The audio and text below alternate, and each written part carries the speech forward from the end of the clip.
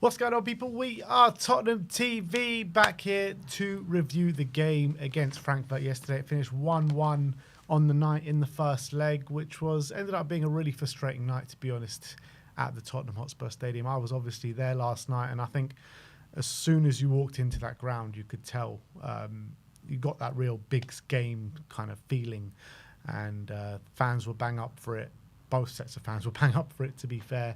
And it was just a very different feel around the place than it has been for the last couple of months. Because, I mean, like, it's been hard to get up for pretty much any Premier League game over the last 3 months. But this one, I felt, all the fans were pretty much bang up for it. And you got the sense of occasion and excitement, which was good to see, really. Yeah, it's what before the game, you were calling for everyone to be unified and positivity and, everyone be loud and proud for the team. Do you feel like you got that? Yeah, I think so. I think definitely before the game, fans were singing in their numbers, flags were out, people were definitely getting behind the team. Once we went 1-0 down, it went a bit flat, as you would probably expect with everything that's been going around the club over the last few months, but it definitely picked up throughout the game. And I think the fans did us proud last night. No sort of toxicity or frustration, any groans? Yeah, look, when we went 1-0 down, there was obvious frustrations and a few groans, but I don't think that kind of swayed away for the support for the team. The team were fully supported last night. So that's definitely good. And when you've got so much to play for, when you're in the quarterfinal of a European competition, that's the way it should be, no matter what the league form, no matter any sort of situation surrounding the club, the in, out, Levy, and whatever. You just need to get behind the team in these situations. Yeah, Frankfurt fans though are in the away end. Mate, they are incredible fans. They really are. Because I got there early last night and I walked in, and about an hour and a half before kickoff, the away end was packed, literally packed, like the game was already going on, and they were just bouncing up and down. And then I went in after to do my match reaction, literally like half an hour after the final whistle, when the rest of the stadium was empty. They were still there bouncing up and down.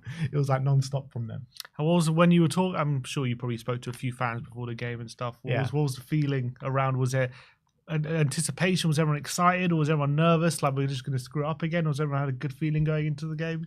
I think it was a bit of a mixture. I think that, some people were like, we got to do it tonight. Fairly positive. I think the main kind of feeling was probably nerves, to be honest, because of we know the way we've been playing over the last 3 months and how big of a game this was for us, and how we've maybe managed these kind of situations in the past. I think there was nerves going into it, but there was a clear sense of you must get behind a team. That's what it was all about. Yeah, and obviously with in terms of the lineup, when you saw it, what was the instant reaction? Frustration, big frustration. Because when I didn't see Spence in that lineup, I was like, "Ange, what have you done here? What are you doing? Udogie ain't playing well by any stretch of the imagination. He's not. He's like a shadow of the Udogie pre-injury from last season." And anyone I spoke to before the game about that situation was like, "Oh God, Ange, what have you done?" It was very much a negative feeling when we saw Spence not in that team, but it didn't work out too bad for us, to be honest. It wasn't a detriment to the game, is what I'd say, because Udogie played really well, Porro played well, but Spence has been probably playing better over the last 3-4 months. So it was a strange decision to leave him out. Yeah, I agree. When I looked at it, I was like, obviously we said before the game, Spence had played the last 2, so is he hinting that he's not going to play Spence in this game? Or we thought maybe he was hinting he might not play Porro potentially, but obviously Porro didn't play last game, did he? Or did he play against Southampton? No, we did play against Southampton, Porro. Southampton, it was Porro and Spence. Yeah, Porro and Spence. That's what we were saying before the game. Yeah. Like, this suggests Udogie is going to play. Yeah, so I think Udogie definitely had his best game in a while, so I don't think I'd criticise that decision. It was just a weird one when looking at it, but maybe in training they were better that week or something, so he gave it to them. But I think it was a bit of a strange one on the face of it, given the form all the players have been on. But I actually thought Spence as well came on for 10 minutes, did quite well as well. So I think all 3 of them came out of that game with a lot of credit, I would say. Yeah, and like when you're looking forward to the game, the second leg, I do think Spence needs to play that game, and I would probably drop Pedro Porro out of the 3. Yeah, it's going to be interesting to see what he does. Maybe we'll get an indication on Sunday. Yeah, I think we'll definitely get an indication. I think if Udogie's rested on the weekend, I think that suggests he's going to play on Thursday. Or if you rest both of them. Maybe puts Gray at right back or something. What, Porro, if he rests Porro and Udogie? Yeah, there is a serious case where he plays like Spence at left back and Gray at right back on the weekend. And it'll be interesting. If that's the case, then I think that suggests he's definitely going to go for Porro and Udogie again. Yeah, but I think probably I would say both the fullbacks were two of our better players yesterday. So I don't think it was a bad decision on the face of it, albeit it's a weird one because after 5 minutes, obviously we go 1-0 down. Danny's bemoaning the fact that Spence isn't playing because Porro doesn't really stop the shot. And you got to give it credit to Equalization because it's a great goal. But yeah, if Spence was there, does he stop that potentially? I think there's a case for it. Well, then on the flip side, does Spence score the goal Porro scores? Probably not. Yeah, look, you could say that Spence might have stopped it, and maybe there's a case to say he does, but there was a goal that we conceded on the weekend where Spence doesn't get out to his man quick enough in that game as well. So, to stop the cross. So, I don't know. I don't know if Spence stops it. Kind of happened twice against Chelsea as well. It happened. Yeah, exactly. So I think there's more of a chance it happening when Porro is on that side, but it's hard to judge saying that it definitely would have stopped it when we've seen Spence have similar traits before as well. You know what I mean? Yeah, but after 5 minutes, as you say, 1-0, we're 1-0 down. Worst possible start to a quarter final you could ever wish for. Probably after you said a positive start from the crowd. I'm assuming probably got a bit quiet after that moment. Yeah, it went flat after that. It really did, and I think it's kind of what expected because everyone going into it is like, just do not concede a goal, do not concede chances in the first 5-6 minutes of the game, like we have been doing pretty much for the last few months. How many gilt-edged chances have we conceded in the first few minutes of games, and this one was no different. Well, it was a bit different. The fact this one wasn't really a gilt-edged chance. Yeah, no, fine. Yeah, I take that point. It wasn't a gilt-edged chance, but the fact that we don't close our man when you've got a striker with top quality like that can hit them from those kind of angles, you cannot be giving them all that time and space on the edge of the box. You just can't. Yeah, I agree with that, and it was massively frustrating. I think from Tottenham's point of view, got to get out quicker to him, and as well, he was kind of isolated, so there wasn't much fear of him finding anyone else. So I think someone should have really committed and got really close to him. It seemed as though the centre-backs were backing off a bit. Maybe they were thinking Porro was going to kind of get to him. Porro wasn't able to get to him quick enough for him to stop the shot. And look, you got to say it's unbelievable quality from Equalization. 25 yards out, just arrows it into that far corner. So much power. Sometimes you do have to say it's a brilliant goal and it's hard to stop that. But from Tottenham's point of view, when there's so many players around him, someone's got to get closer to him. Look, it's hard to stop it once the shots gets taken, right? Because it's an unbelievable strike, but you can't let him get to that situation. You can't let him get to having so much space on the edge of our box and having an option to shoot there. That option shouldn't be available to him. That's the reality, and that's why I was so frustrated with that. But look, unbelievable strike. You got to give it to the striker for sure. But I think after that, we kind of took control. I think dominating possession, recycling the ball well, without creating too many chances. But within 20 minutes, we're back level with a really nice team goal that was worked up well. Maddison does some really good work into the box, finds Pedro Porro, and Pedro Porro with an unbelievable back flick, and it goes into the back of the net. I was like, wow, what a goal that was. Yeah, it's a great team goal. Really great team goal. Good link up between Son, Solanke and Maddison to get into that position. I thought Maddison did brilliantly to chop the defender, get to the byline, really good pullback, and you have to say it's a really difficult finish from Porro.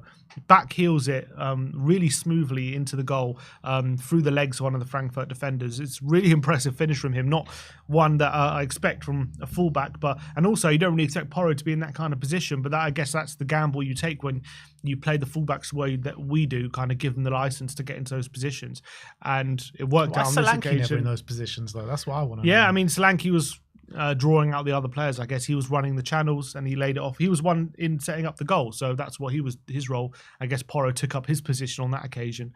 But it was actually a really good team goal, and I think we are seeing signs of some of these moves are coming together. We saw it against RZ a few times. Obviously Southampton in the first half.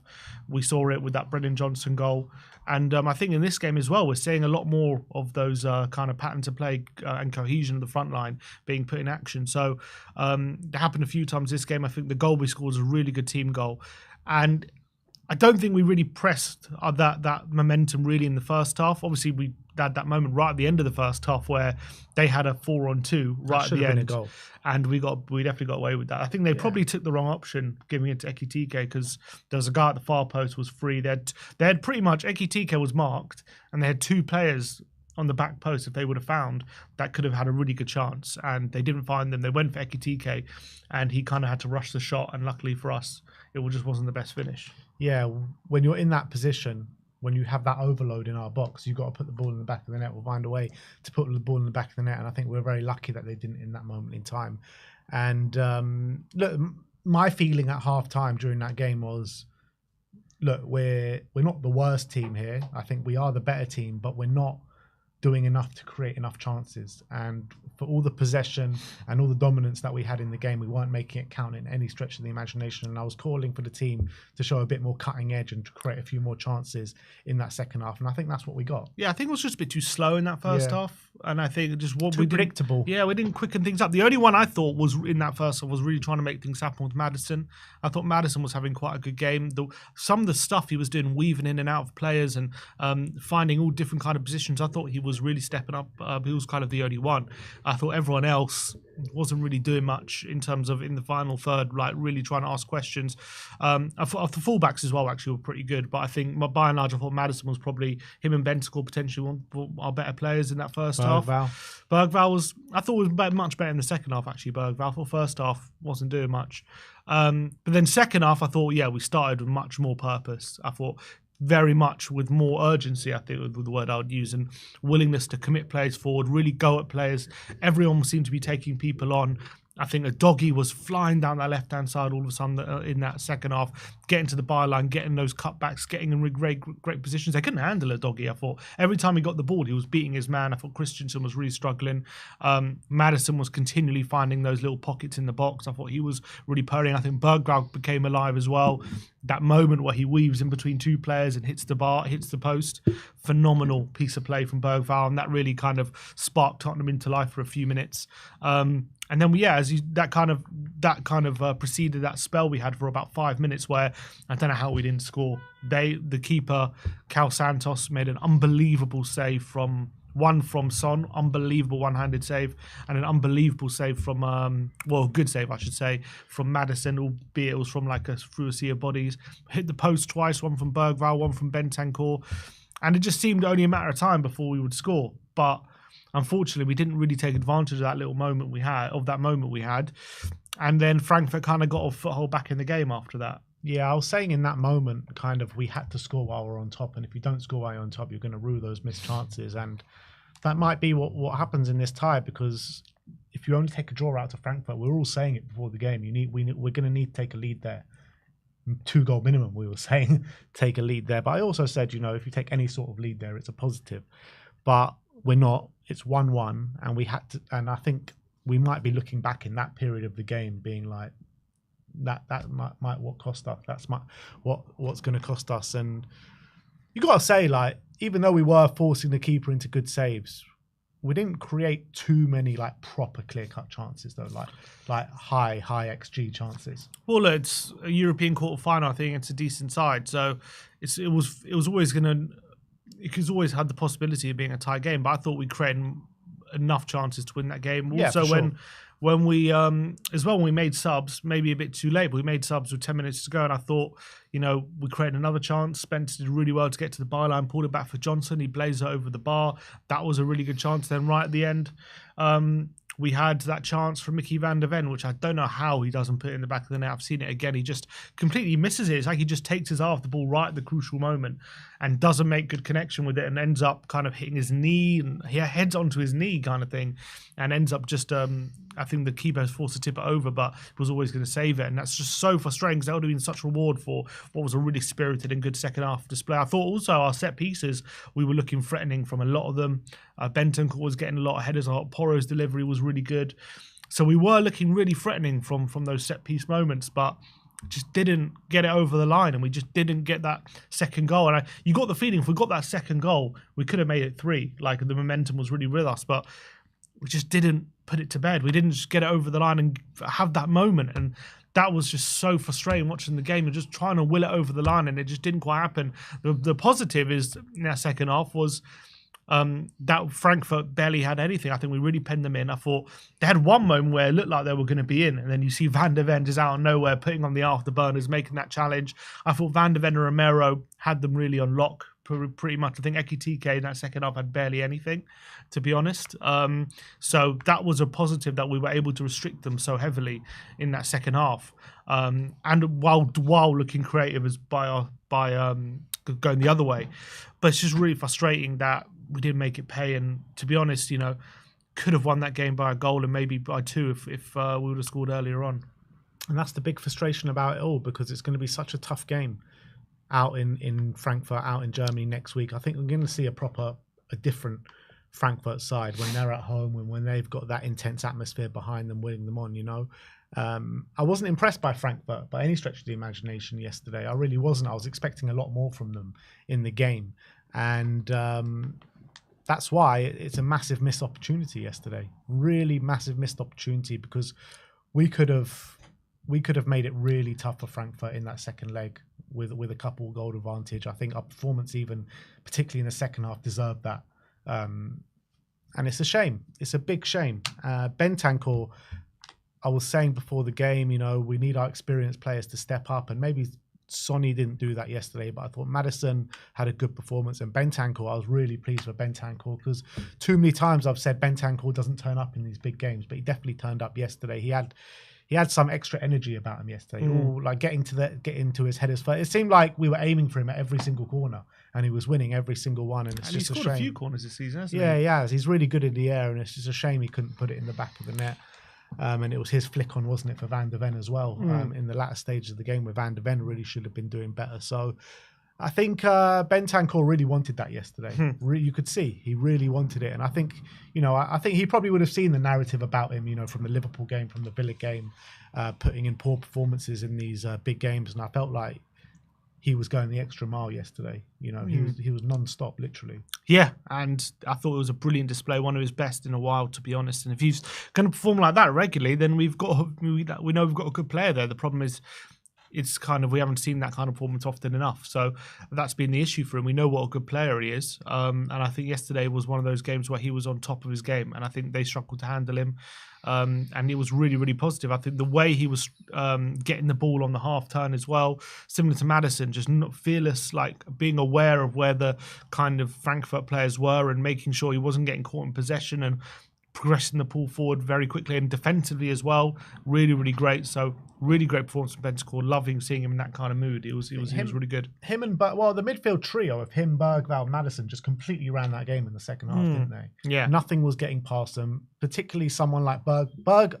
The reason I love Bergvall so much, because he's always the one that's trying to quicken the tempo of the game, up the pace of the game, drive us forward. When he goes on one of those runs, they just can't touch him. And that shot he had, that smashed the bar, oh my God, what an effort that was.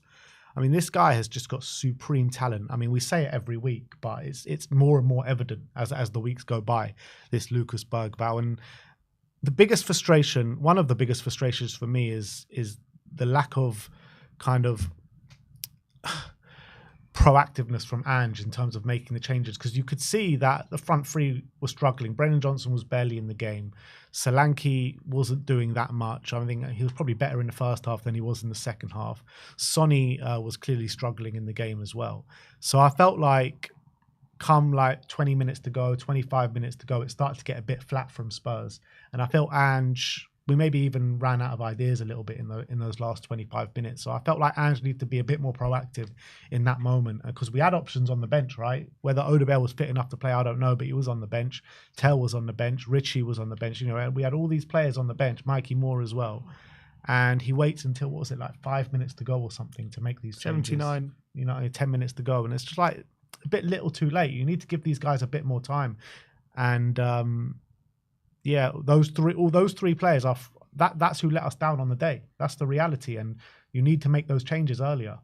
Yeah, and I thought when we made the changes, we looked a bit better again. And I thought Actually, one of the better moves I think was Sarr linking up with Tell to Spence, who pulled it back to Johnson, who missed. So I thought that move came about from the players who came on the pitch. So I agree. I would like to have seen them come on earlier. I understand what you were saying in terms of we had control and maybe didn't want too much disruption, but there was definitely a period. And I guess you're right. It's about being proactive rather than reactive. And he kind of waited for it to slow down rather than anticipate that it would probably slow down at this point and make the changes so that we can keep up that intensity. Because I thought the intensity in that second half was phenomenal. And I thought we really had them penned in. It looked like a matter of time before we would score. And then once we missed all those chances and it quieted down a bit, Frankfurt got a bit of a foothold in the game again without doing too much. But I think they had one chance from Bahoya who fired over the bar. Other than that, they didn't do much. But if we could have just made a few subs a bit earlier, really go again with that intensity with a bit longer, we might have had a better shot of creating a few more chances than we did. Because we made a couple of chances in the last 10 minutes, but could have been a few more if we made those changes earlier. So that's a bit of a criticism for kind of waiting a bit too long, I would say. But I would say the second half in general was pretty good from us. Yeah, it was good. And it was massive improvement to what we've seen in any performance over the last, probably since the Liverpool game at home in the first leg of the Carabao Cup. I think that second half performance was our best performance since then. So, look, it's credit where it's due because we did play well, but the reality is we're not taking a win out to Frankfurt, and that's what really matters. Yeah, when I'm assessing it, and I'm looking at how I feel about it, my heart's telling me there's signs of life, and finally we're really seeing improvement in this team, which we haven't seen in quite a bit. I think we're starting to see the team gel, and this was so much better than what we've seen. And if we play like that, we can go to Frankfurt, and we can go through if we play like we did last night. But my head's telling me we might have screwed up yesterday by not winning that game, and we might have missed the opportunity that we really had of at least taking a 2-goal lead there. And the fact we have to go to an intense stadium, an intense atmosphere, which we have struggled in. I would not even say just this season, just in general, as a club, we've struggled and we go to these away games. I mean, there's a reason we have these big, long records without wins in big away games like Arsenal and Chelsea and even Old Trafford for a while.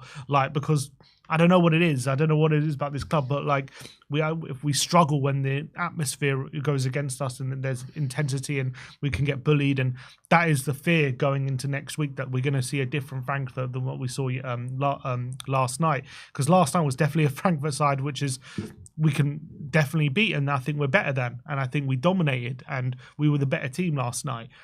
But are we going to see a better kind of team next week when they've got the crowd behind them, when they're on home turf, when they got the kind of pyro going on in the stadium, and we've seen us crumble in those situations this season and for a very long time. So my head's telling me I think we might have screwed up yesterday by not getting that win, and we massive missed opportunity.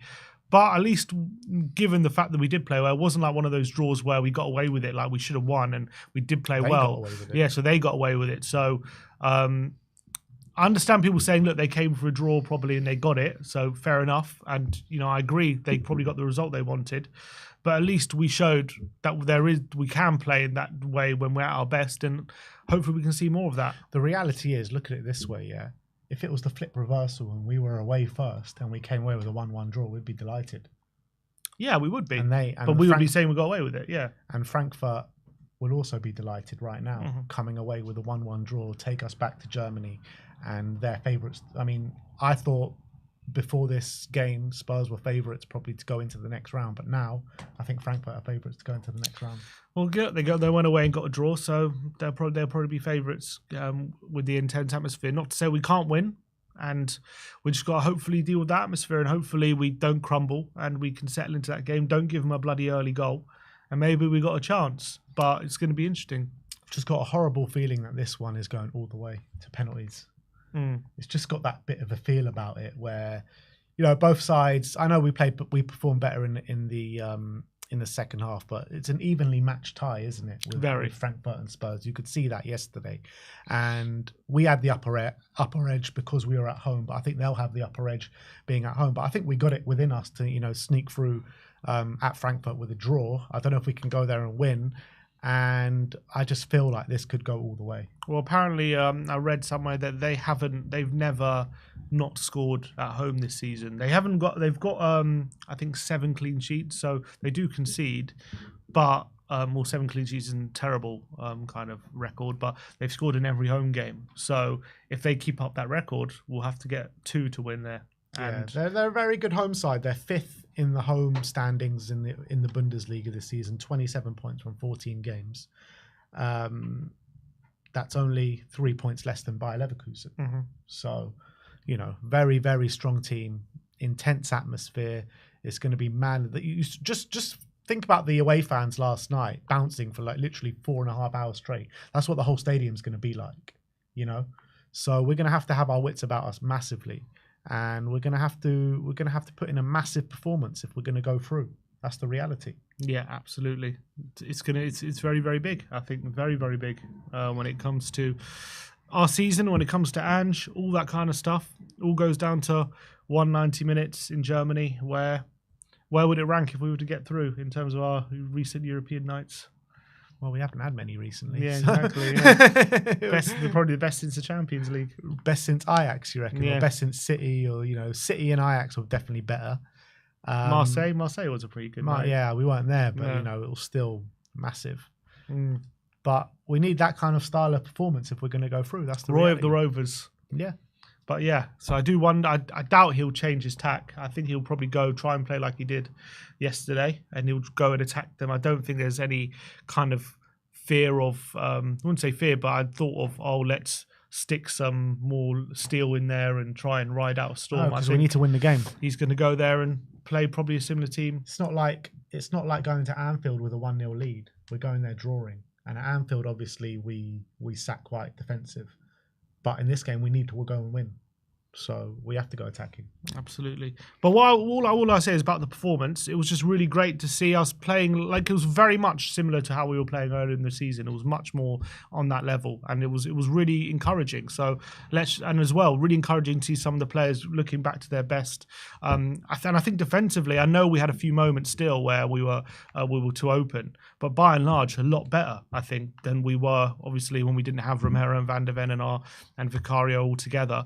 I think it was a lot more kind of less opportunity for Frankfurt to kind of get in behind us, and they had not many chances, and we looked a lot better going forward. So very much a better performance, but obviously really frustrating not to get the win. But I'm encouraged by the performance. I'm encouraged by it. Yeah, let's hope your encouragement comes to pass and we actually go and do the job next week. Massive game, massive season-defining game next week. It all comes down to 90 minutes of football. I was praying that we were going to take a lead there, but it wasn't to be, unfortunately. As much as we deserved it, that's what the footballing gods chose for us, apparently. Yeah, and they were against us. Ange said the footballing gods have changed their number. He said he's trying calling them, but they're not picking up anymore. Yeah, well, it's just like, it's so hard for me to take like encouragement for that game when we know how detrimental that could be going into the second leg. That's the reality. Yeah, but if you're just taking out the performance on its merits, it was just a lot better than what we've seen in recent weeks. I know, but ultimately it might not even mean anything, because we needed to take a lead there. No, what it potentially means is we could play like that more regularly, and maybe we'll play like that next week. That's the encouragement, I guess, that there's more belief we could. Because going into this game, right, we're thinking, we obviously know we need to win, right, and we know we need to step up, but we're all saying, is there any belief that we could play well when we haven't seen us play well in so long, and is there any belief we can get back to that level? And at least we showed that maybe there is signs that we can get back to that level last night, and that's the positive. Yeah, well, let's hope we can we need to perform better than we did last night out in Frankfurt. Depending on Frankfurt, obviously. Because they'll be better. We know they'll be better. And they'll have more of a threat as well, particularly at home. So we're going to need to raise our game even more if we're going to want to go through into the semi-finals. A quick word on kind of the other quarterfinals last night that made an implication to Spurs was Bodo Glimt against Lazio. Mm-hmm. Bodo beat Lazio 2-0 out in Norway. I mean, I don't think that's a result that's not overturnable for Lazio, especially going back to Rome. But that could have been 3, 4, 5 for Bodo Glimt last night. And I was telling you, that these guys are no pushovers. These guys are no mugs, Bodo Glimt. And I won't be surprised if Bodo Glimt actually go through into the semis. Well, they've put themselves in a great position. And you're right, they should have really taken to the sword. It should have been more. In fact, Lazio are probably lucky that they're still in the tie after that first leg. But still, I'd much rather face Bodo Glimt than Lazio, even that's the case. I know Bodo Glimt are not a bad side, for sure. They're a pretty good team. But I still think they're more beatable than Lazio. And I've seen some of the results they've had this season in the Europa League. And I think judging by that, as much as they're a good team, they're still very much beatable. And I think if we get through and play Bodo Glimt, you've got to fancy your chances. You really do, to get into that final. Yeah. Man United beat Bodo Glimt this year 3-2, didn't they? They lost 2-1 at home to Karabag. We beat Karabag 3-0 with 10 men. So they're clearly not the best side, but they're a good side, and they're a side they're not to be underestimated, I think it's fair to say. And on the other kind of results as well, Man U 2-2 with Lyon. Lyon probably should have won that game. Terrible goalkeeper. After all that kind of stuff with Onana and Matic before the game, it had to be 2 clangers from Onana. And I was quite surprised. Rangers down to 10 men after, 15 minutes or something. And Bilbao can't win there. They didn't win? It was 0-0, wasn't it? I thought it was 1-0. Was it not 1-0? No, it was 0-0. Oh, did the goal get ruled out? Must have done, yeah. Oh, because I saw them score. Must have got ruled out. 0-0. I saw them go 1-0 up. Oh, fair play. Fair play to Rangers. The goal got ruled out for Bilbao, and then they missed a penalty a few minutes later. I see. Because it came up, they were 1-0 up. All right. Okay, I didn't even realise that. Yeah. Great result for Rangers then. Brilliant result. Albeit, they have to go away to Bilbao and get something because that was their home time. But still, the fact that they're not out of it is credit to them. Yeah.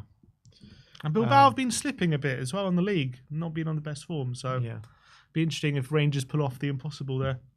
We'll have to wait and see what happens. If Rangers can do something out in Bilbao next week, that just opens up the whole competition a bit more, doesn't it? For sure. Because then I think for me, Bilbao are the favourites, and if they go out, all of a sudden it's anyone's game. Well, let's do the job out in Frankfurt first. Yeah, that's all that counts right now. But if we do the job out in Frankfurt, there's a real chance that Spurs can do something special this season for sure. But that is our match review from the 1-1 draw against Frankfurt. Let's move on to player ratings, starting off with Vicario. 6s all round for Big Vic. Fairly quiet day for Vicario, surprisingly enough. Did make a save towards the end of the first half where, it was kind of a routine save. Couldn't do anything with the goal that we conceded. Apart from that, didn't really have much to do. Yeah, quiet day for him. I didn't barely touch the ball. I think the save he made was, as you say, low down to his right. Not much difficulty with that one. Other than that, really a quiet day. The majority of the game was played in Frankfurt's half, so didn't have too many saves. Don't even remember too much. He had to come out of his box to do any clearances or anything. Next up, Pedro Porro. Sim gives him an 8. I gave him a 7. Didn't cover himself in any glory, to be honest, for the goal that we conceded. He's got to be getting out quicker and he's got to be closing down his man. He let Ekitike just drift in there way too easily to be able to get his shot in. But after that, I think he really grew in the game. I just marked him down a bit for that moment because, it's a moment that did cost us, which is a reality. But putting in really dangerous crosses time after time, got the goal as well with a sublime finish, absolutely sublime finish. Good performance from Pedro. Yeah, I think this is Porro when he's nearly at his best in that kind of performance. I thought that his quality out wide is probably why he was in the team in terms of the set pieces, the quality of delivery, on the head of Bentancur, on a plate for a few players. I think, did he take the free kick right at the end for Bentancur as well, which we nearly scored from? I thought the goal he scored, the back heel, beautiful finish as well. I thought it was a constant threat down that right-hand side. And actually, the times he was inverting really worked quite well, I thought. I thought Romero was finding him in between the lines on a few occasions, really asking different questions of Frankfurt. So really positive. But yeah, the goal wasn't great. I have a bit of sympathy because the strike is brilliant, and 9 times out of 10 that probably doesn't go in, and we're not even talking about this, but it did go in, and it's a great goal. And Porro has to take a bit of blame because he didn't close him down enough, and he allows him to just cut inside. But it wasn't exactly like he gave away a great chance. But look, at the end of the day, we conceded from it, and it was one of the few times they even got shots on goal. So, that would be really frustrating that we allowed that to happen. Yeah. Kuti Romero up next. 7s all round for Kuti. I think it was a fairly good display from Kuti. From a defensive standpoint, I felt like he was gobbling up their centre forward for fun at times, and kind of the moments where he was like rushing up the field, he did lose the ball a couple of times in weird situations, but I felt I wanted a bit more from Kuti in terms of the way he dinks the ball into the midfield. Wasn't kind of as strong as maybe it has been in the past, but nevertheless, I still think he was massively important for the team yesterday and a really good performance. Yeah, and I think him and Van der Ven and that partnership, you can really see it getting back together again. I think they did really well together. There was that one moment where Kuti was charging down the right like a right winger, didn't he? Yeah. He picked up the ball like in that half space, and he looked around. There's no options. Like, I'm just going to go myself, and he just burst into the box, and I think he ended up winning Spurs a corner, and that's kind of symbolises what Kuti's all about. I think he was getting involved in the game. One thing I was actually quite disappointed with was headers aerially. I actually thought Ekitike was winning a few too many headers for my liking. I thought he should have been dominating him, but I don't know. Maybe Ekitike is a bit taller than I thought, because he was winning quite a few headers up against. He is fairly tall. Yeah, he was winning quite a few headers, I thought, up against Romero. He won 4 out of his 8. Yeah, which you should be. I thought he'd be dominating, and that. If he could have won a few more of those headers, would have stopped Frankfurt going up the pitch, because it seemed as though every time they won a header in our half, it would fall to a Frankfurt player, and it just allowed them to get up the pitch a bit. So that was a bit frustrating. But other than that, I thought pretty good from Romero, and I think he's starting to get that a bit of consistency. Mickey van der Ven up next. 7s all round for Mickey. I felt like he pretty much went about his business in the way we kind of expected. One of those crunching tackles in the second half, which was really important for us. And yeah, I thought we was defending really well, aerially dominant as well, which is really good for Mickey, because it's not always the case. But a big talking point is going to be that chance right at the end. He's got to put that in the back of the net. Really unfortunate. Yes, Mickey. I can't believe he just mishit it. What an opportunity. That's just gilt-edged opportunity that 9 times out of 10 he buries. But on that occasion, I don't know what it is, but he just took his eye off the ball and didn't connect with it properly, and the chance goes begging. So I think he'll probably be having a sleepless night after that miss. But I thought defensively pretty on point.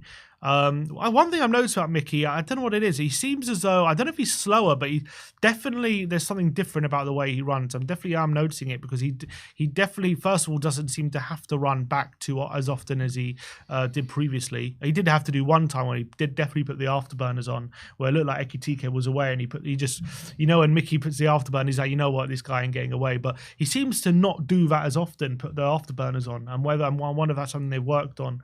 Because I feel like before this injury, like he was putting the afterburners on even when potentially it wasn't necessary, just to make sure he's getting there. And now he's maybe not doing it as much, which is smarter about it. Being a bit smarter about exactly. But it's also I feel like it's leaving the striker with a bit more of a chance, but he's still kind of managing the situation maybe better. So maybe that's kind of not putting as much pressure on his hamstring. So I wonder if that's something he's worked on. But I think overall, passing was pretty good. I think his partnership with Romero is getting back to the level it was earlier in the season. I think it's positive. Destiny Udogie up next. Him gives him an 8. I gave him a 7. Massively grew into that game in the second half. I thought he was brilliant in the second half. Bulldozing runs down that left-hand side, really hard to handle. He was aggressive, winning 100% of his duels on the day as well. He was just a bit unbeatable in that second half. And these are the levels that we wanted to see Udogie get back to. And is it any surprise that we're seeing Udogie get back to these levels on the back of those links to Man City? Oh yeah, maybe there's something to that. But it was great to see him in this kind of form and with this kind of performance, because he was like untouchable down that left-hand side. So strong, but also I think what was really impressing me was his footwork, which we haven't seen that in a while. He's been so sloppy on the ball and looking sluggish ever since he's kind of returned from that injury. But in this game, it was like he had a new lease of life. It was like some sort of weight was lifted off his shoulders. I don't know what it was, but there was nutmegs there. He was linking up with Son really impressively. He was getting into the box consistently, adding quality there as well, putting some really good crosses across the face of goal. And I thought defensively, they had very little down that side. I don't remember too much. I think Götze, not Götze, it was Bahoya, who was kind of one down that side looking to hurt him, and I thought he had him in his pocket. Obviously, the worry did start to cramp up a bit late in the game, and maybe the amount of running he was doing was causing that, and Spence came on. But I thought it was a really, really strong showing from Udogie. And if he plays like that week in, week out, that's why we rate him so highly, because he's got that level, he's capable of that level. So let's hope we're going to see more of that. Yeah, Rodrigo Bentancur up next. 8 all round for Bentancur, and that was his best performance in a while, in my opinion. Really, really high level performance from Rodrigo Bentancur in every phase of his game, from his defensive phase to the attacking phase. He was implementing both really well. It seemed like this guy just did not stop running for 90 minutes or however long. Yeah, he did play 90 minutes yesterday, and so aggressive, winning the majority of his duels. He was the target for pretty much the majority of our set pieces, aerially dominant in those situations as well. It's a shame that he doesn't end the game with either an assist or a goal, because I think his performance deserved it, and I think he ran that midfield yesterday. Yeah, I think he was phenomenal, and that's the kind of Bentancur we want to see. And I think on the ball, looking as confident as ever, the way he was scanning, like in terms of on the pitch, being on the half turn, taking the ball confidently, being press resistant, playing it into space, but also I thought defensively, I think the stats show it. I mean, 7 out of 11 ground duels, 10 recoveries, 4 out of 4 tackles won as well, 4 interceptions. The guy was absolutely everywhere. And I thought that was a kind of performance where, you know, he showed he can get around the pitch needed. He wasn't getting overrun. I thought he was fantastic. And I think he really worked well with the midfield three as well, and with the fullback. So I thought definitely one of his better displays in a while. And one of the first time you're seeing him recently where he's not getting caught out in space and he's not doing the wrong things. I thought very much a performance which very encouraged me in terms of him in the 6. Lucas Bergvall up next. Him gives him a 7. I gave him an 8. He just kept growing and growing and growing as the game wore on. I thought he was brilliant in that second half. Like I said before in the match review, he's always the one that's trying to kind of up in the tempo, quicken the pace of the game and just drive the team forward. And yesterday was no different. He was a bit, particularly in the second half, very unplayable that effort that he had on goal. Oh my God, if that goes in, that is a goal worthy to win any sort of tie over 2 legs, never mind 1 leg. Yeah, I think he was definitely growing into the game. I thought he was fairly quiet in the first half without doing too much wrong, but I thought he, definitely wasn't, showing what the qualities that we know that he does when being that fearless player who's taking people on. And maybe he was too concentrated and just being in the right position defensively and kind of being smart tactically, because he wasn't getting those further forward positions. But I thought second half that kind of changed, and it kind of changed in that moment where he gets the ball, he's got 2 players either side of him, and he just waltzes through the middle. He kind of does this Cruyff turn through the middle of both those players into the space, runs towards the penalty area and cracks this unbelievable shot which just smacks the post, and that would have just been one of the goals of the tournament probably. So he was so unlucky, and Udogie should have really shot on that follow-up. I don't know what he's thinking. I didn't even mention that, but he should really be shooting in that follow-up. Then I thought after that moment, you saw the best of Bergvall. All of a sudden, he was confidently asking for the ball. He was making things happen, quickening up the play. And that is what Bergvall's all about. And I thought box to box, he was phenomenal. I think probably a bit better on the ball than he was off the ball, but still pretty good off the ball. And that's why Bergvall, even when he's not maybe playing his best game, he's still having a really strong performance. And that's why this guy is one of the first names in the team sheet at the moment, because this guy, his ceiling is scary. Have we frozen? Oh, yeah.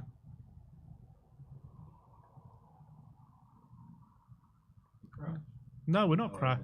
It's just the camera, I think, is it? Can you hear us, guys? Just the camera. Yeah, they can hear us. What is going on? The camera's frozen. Okay. We'll sort this out, guys. Don't know what's happened.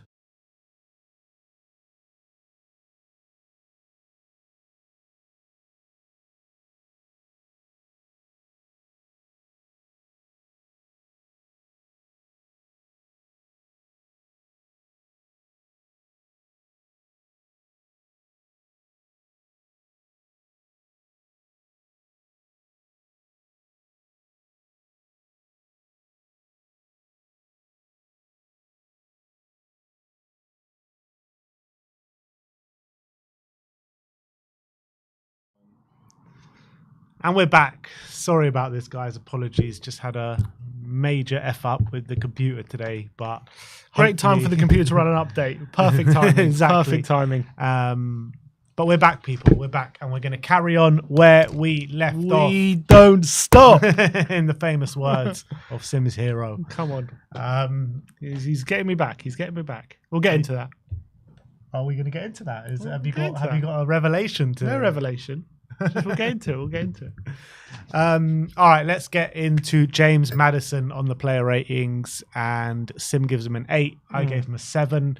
I think from the off, you really saw what yesterday meant for James Maddison, and I think, like I said before with Bentancur, I really wanted the senior players to step up, and I think Maddison, you could see from the off, he was just bang at it. He was trying to drive the team forward.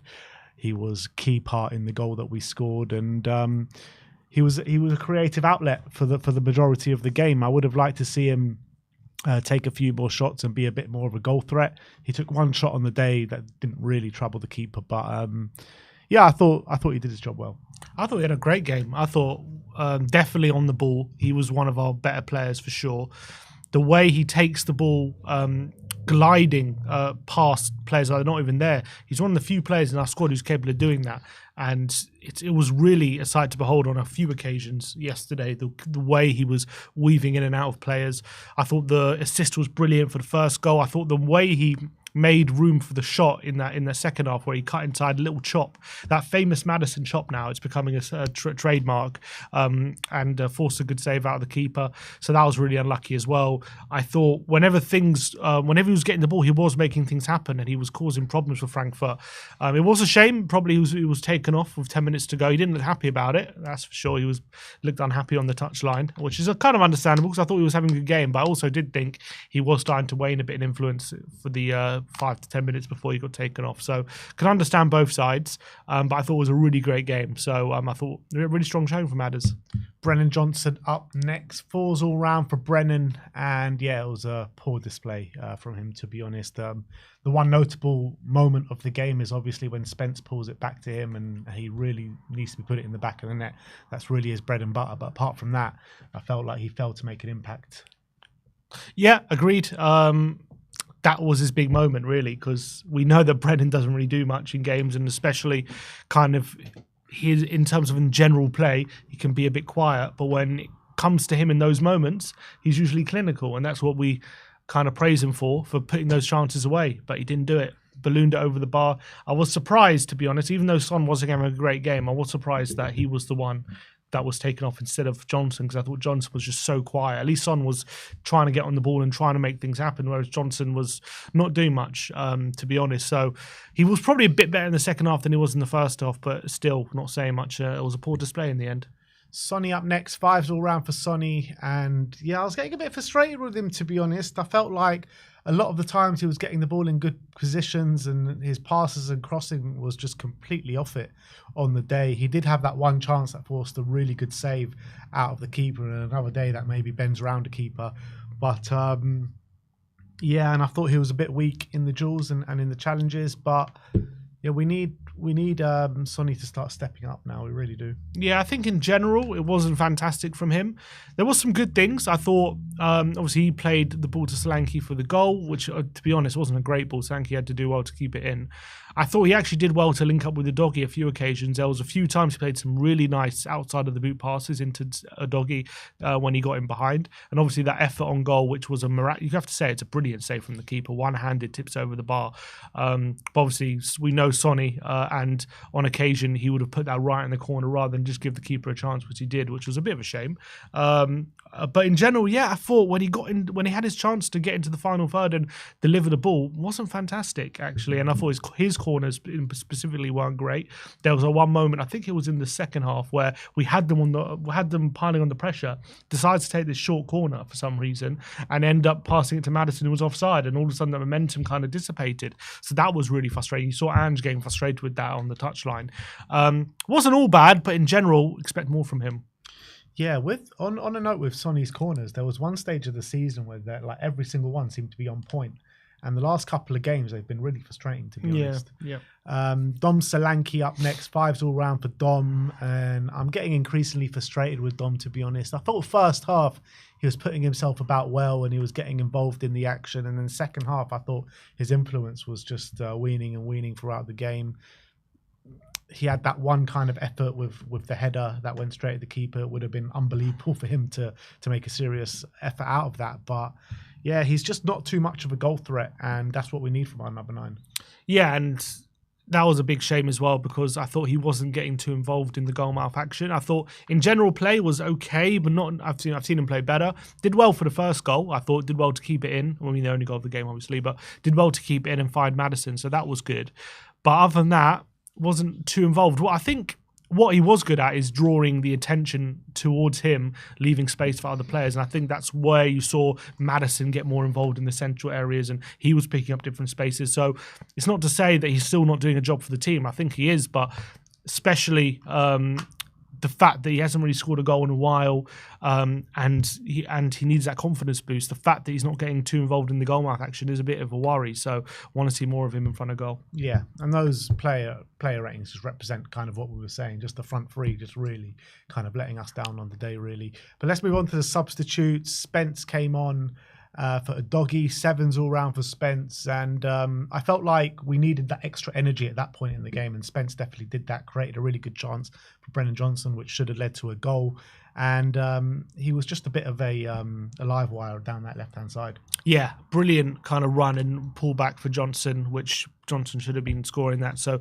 that was really great, and I thought Udogie obviously was pulled up with cramp and he needed to be came off, and it's great to have an option there in Spence, who can basically the quality doesn't really drop now when Spence comes in. In fact, you can even some argue it increases. So I thought it was a good cameo from him, really livened the game up, and it was a shame we just didn't get that winner.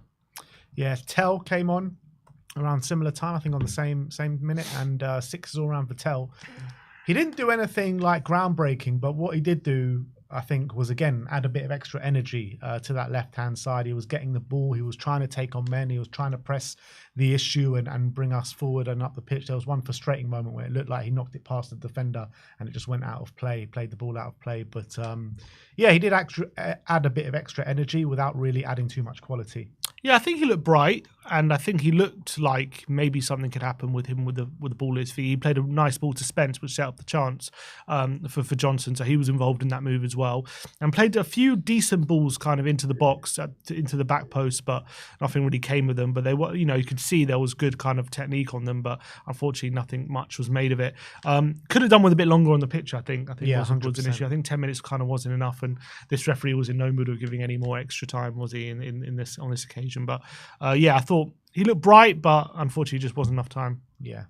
And then Pape Sarr, 6s all round for Pape, came on again, a bit similar to the other subs, did add extra energy, and yeah, was just running about the place, but didn't get too involved. I think he had about 5 touches or something on the ball. Yeah, again, he was also involved in the move that nearly got Johnson a goal, and I think we were starting to wane a bit in the middle, and he just was coming onto the pitch and snapping at the heels of some of the Frankfurt players and putting a bit of pressure on. So he looked decent as well, but yeah, it wasn't too much time. And finally, Postecoglou, 6s all round. Maybe he can count himself a bit unlucky to only get a 6, because it's kind of like relying on the player, because the players put the ball in the back of the net. We're probably rating Ange like an 8 or something in this game, and we go and win the game comfortably. But that wasn't the case. We didn't put the chances away and we didn't win the game, and we're only taking a draw out to Frankfurt. Obviously, question marks were on his team selection before the game, not leaving out Spence, which didn't really hurt us. So you can say it's not a bad decision to leave out Spence, because the quality didn't really drop that much, if at all, because Udogie had a very good game. So I think, that's not really a blot against his name. But what really frustrated me was the game management in terms of waiting for the energy to sap out the team before making the changes. I think most people could see from the stands that we needed changes in the front line quite early on, at least with 20 minutes to go or something. And he waited and waited and waited until 10 minutes to go. And it just wasn't enough time, really. But look, credit to Ange for producing a bit of a performance out of the team. Definitely the better side on the day. And on another day, we'd probably go and win that game quite convincingly, which is a shame. But it does give you a bit of hope going into the second leg. Yeah, and I think as well, the first half wasn't particularly pretty, albeit I don't think it was bad. It was probably an even game. And then once we kind of figured them out, second half we were much better and should have put them to the sword and killed the game in that second half, but unfortunately we didn't do that. I think I agree with you. The big frustration is waiting until 10 minutes to go to make the subs, when could have been at least 10 minutes earlier, especially with Son and Johnson, and even Solanke, none of them really having great games. So they could have definitely been changed a bit quicker. Maybe that could have forced the issue. And as well, we could have kind of re-established our energy when it started to wane, probably on the 70th minute mark or so.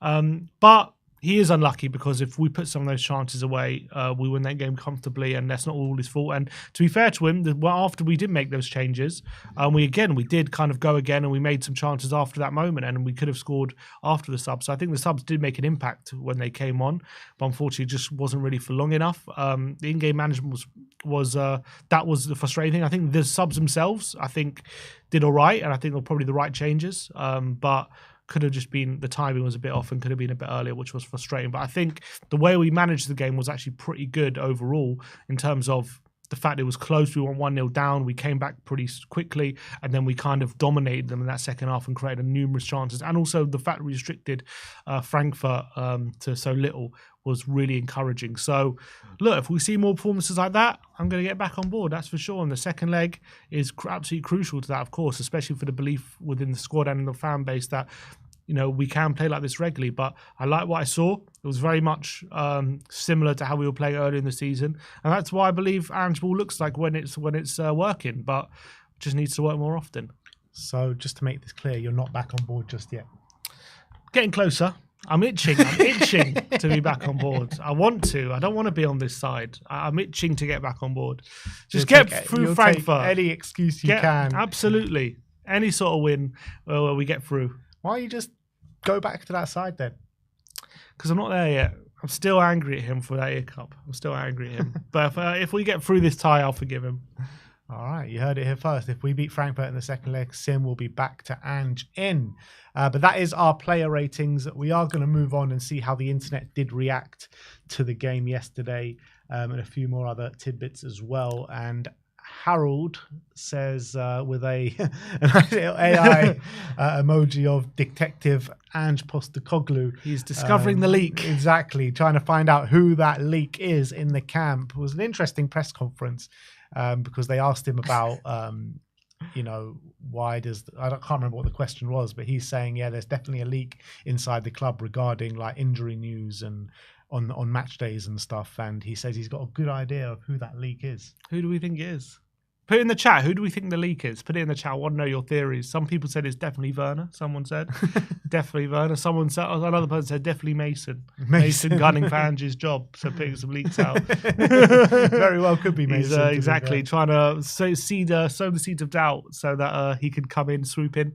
Another one said it's Fabio. It's Don Fabio. He wants Ange out. Do you reckon in Ange's office, he's got like a picture of everyone in the club, like on the wall, just like crossing everyone as he goes. A lot of people saying that the Odebear leaked news yesterday was Ange playing 4D chess, kind of leaking the news to see who would leak, to see where it appeared, and now he knows where the leak is and who it is after that news. Well, Paul O'Keefe reported it. Yeah, Paul knows that. He knows where the leak is. He's getting the news from the leak. So it'll be interesting to see. Maybe we'll come out. We'll see who gets fired in the near future. Maybe it's Scott Munn. Maybe Munn is the league. That's why he's out of the door. Vinai's coming in. Maybe it's Munn. Lily White Rose tweeted out from only one PK. Fabio Paratici at the game, sitting with the legends there yesterday. There's David Howes, Martin Chivers, Mickey Hazard, and Graham Roberts. And a few seats down is Fabio Paratici, classic, on his phone. I thought you were going to say who that guy was in front of them. I don't know who that is. But Fabio always on his phone there. Always on his phone. Not with the famous earpiece in, though. No. Well, we can't see his other ear, so can't rule it out. There does seem to be a barrier there between him and the legend. So is he there as a legend, or is he there because there's something else going on? What do you think he's back in the picture here? Apparently, they say he does attend regularly. He Spurs does attend matches, regularly. but is he consulting? Is he just taking a look at the football? Is he back in action? Are we going to see? We know that the deal with Milan is on the rocks at the moment. So maybe this is an indication that maybe the Don is back home, people. Or is he just a club legend? Is he just a club? He plays there with the legends now. He's a club legend. He sits there alongside Graham Roberts, Chivers, Hazard, and Howes. Yeah, not so much of a legend because he's 2 seats away from them. He's not in their camp yet, but he's getting there. Maybe by next season he'll be 1 seat along. Maybe the fact that he convinced Conte to come and got Romero, that's legendary status in Levy's book. Next up, Mari saying someone from the Frankfurt staff going to Son. He's really loved by many. There you go. Everyone wants a piece of Son. Yeah, absolutely. I wonder if they work together at like Wolfsburg or not Wolfsburg, Hamburg or something. Yeah, maybe.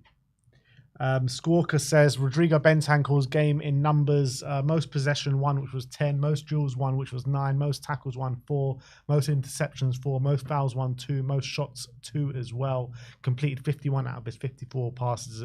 Top performance from Rodrigo yesterday. Yeah, and it was really great to see him back in that kind of form, because a lot of question marks about him, and obviously it's not all is convinced just off the back of one game, but it was really great to see him in a big game perform this well, show what he's capable of. And if we can perform like that more regularly, then I think a lot of people are going to be happy about the talk of a new contract. Yeah. Sean at THFC at Suffering Spurs says, thought we were brilliant tonight. Best performance for a long time. Could have easily have had 4 or 5. Their backup keeper had a Tim Krul type of game. Think Johnson should have come off a lot earlier. But other than that, you can't really fault manager or players. All to play for. Come on, you Spurs. I mean, I think it was the best performance in a while. There's no doubting that. I do think the Liverpool performance was probably a bit better than that. I think it was more dominant. But look, the only thing that we can do is hope for better performances, and that's exactly what it was. I do think Spurs being brilliant was a bit of an overstatement, but it was a good performance. Yeah, it was good, and it was a lot better than we've seen, and definitely a lot more cohesion in the team, especially in that second half. Yeah, I think it's fairly similar to maybe like performances in the second half against City. Probably better. I would say it's probably even better than when we played RZ. I would say. I think we're probably better in this game, even though RZ we won. We're probably even better in this game. I don't think we were that great against Alkmaar. You know what I mean? I think we deserved to win, but yeah, it wasn't like the most amazing performance. I think this was probably a lot better. Definitely, I think even better than we were on Sunday against Hampton. I don't even think this was the most amazing performance either. It was good in spurts, you know what I mean? Like for a 15, 20-minute period in the second half, we were very good. But if you take the whole 90 minutes, it wasn't like, I don't think it was a brilliant performance. Brilliant is probably a bit of an exaggeration, but good. It was good. It was good. And which is a lot better than what we've seen. I think it was better than decent. I think it was good. It's because of how poor we've been over the last, pretty much since that Liverpool first leg. It makes this performance look a lot better than maybe it was.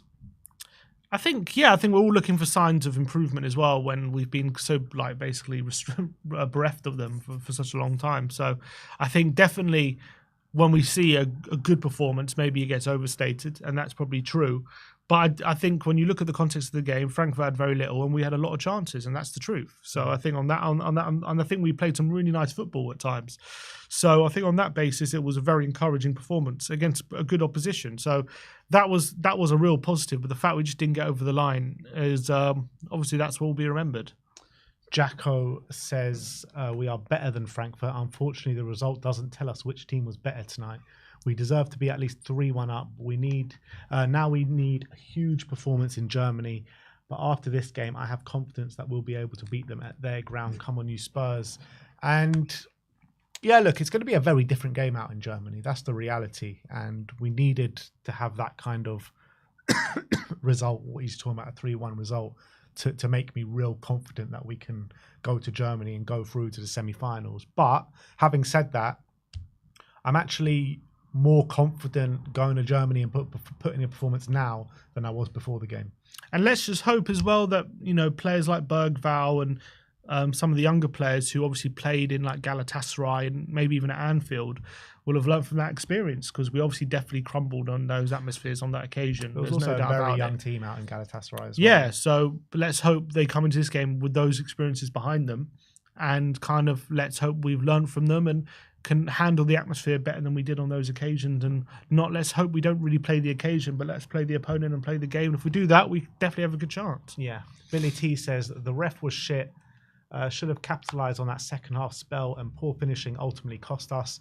Changes should have been quicker too. We're not dead yet though. Yids. Yeah, and that's what a lot of people were fearing going into this game, that would be dead before the tie. But it feel like that after 6 minutes. Yeah, it did. But also, yeah, I agree. The ref, man. I mean, I've said a lot about the ref, but he was so bad. It was really frustrating to watch how bad that ref was. But I think it's a good summation. I think from Billy T. Yeah. Nathan Clark says decent performance, frustrating result. And yeah, that's the way I look at it. Pretty much. HLTCO says, I love watching Lucas Bergvall play. He's so brave and confident on the ball. For someone who's still a teenager, he's technically superb. And with Lucas Bergvall, it feels like no occasion. I mean, you look at that Galatasaray game, obviously, which he was just kind of getting his first kind of minutes in a Spurs shirt. But in this second half of the season, it seems as though like no occasion, no ground, no opponent he gets fazed by. Yeah, I think probably he's one who's definitely learned from that game against Galatasaray, where it was a new experience for him to play that in that atmosphere at that kind of level as well. And he had a really tough day that day. But ever since then, he's whatever ground away from him. I remember he made his came on the pitch against Rangers away in a tough atmosphere and was absolutely brilliant. Even came on, I know we lost the game, but he came on against Liverpool, I remember, in that Carabao Cup game, and was really good, even getting man of the match in the first leg. And he just really hasn't had a bad game pretty much ever since in the second half of the season. He's been phenomenal.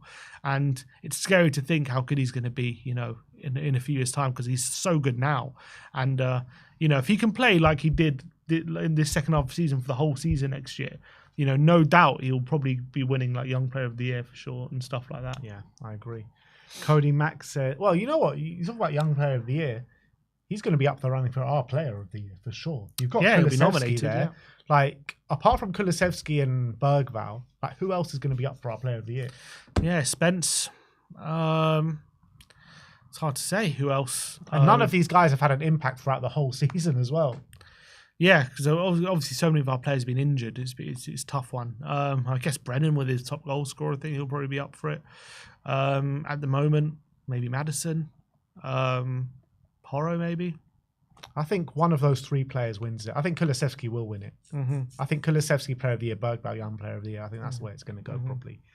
Archie Gray will be up for Young Player of the Year as well. But anyway, Cody Mack says, if the goal is to progress, then a draw at home simply is not a good result. However, at least we played some good football tonight. One of the better performances we've had in a long time. Will be a very difficult in the second leg.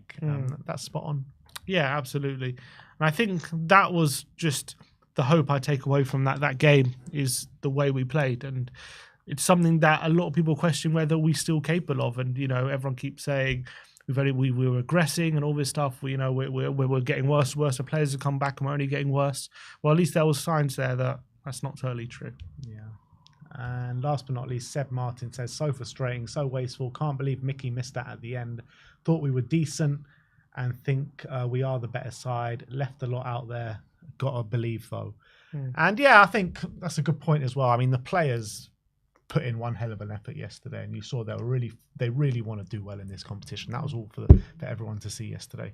Yeah, and I was having this discussion with Danny yesterday, and he was getting frustrated that Ange said he couldn't ask any more from the boys, and he was like, you shouldn't be saying that, and he's you can only say that if we won, otherwise are you saying that the most we can do is a draw? And I'm like, look, we had the chances, we just didn't put them away. It's not through lack of effort. And I just think that you could see they put everything into that game, and we tried to put it in the back of the net. I'm sure they didn't try and miss. It didn't happen. But I think they did give everything. Just weren't with us. Look, they gave everything.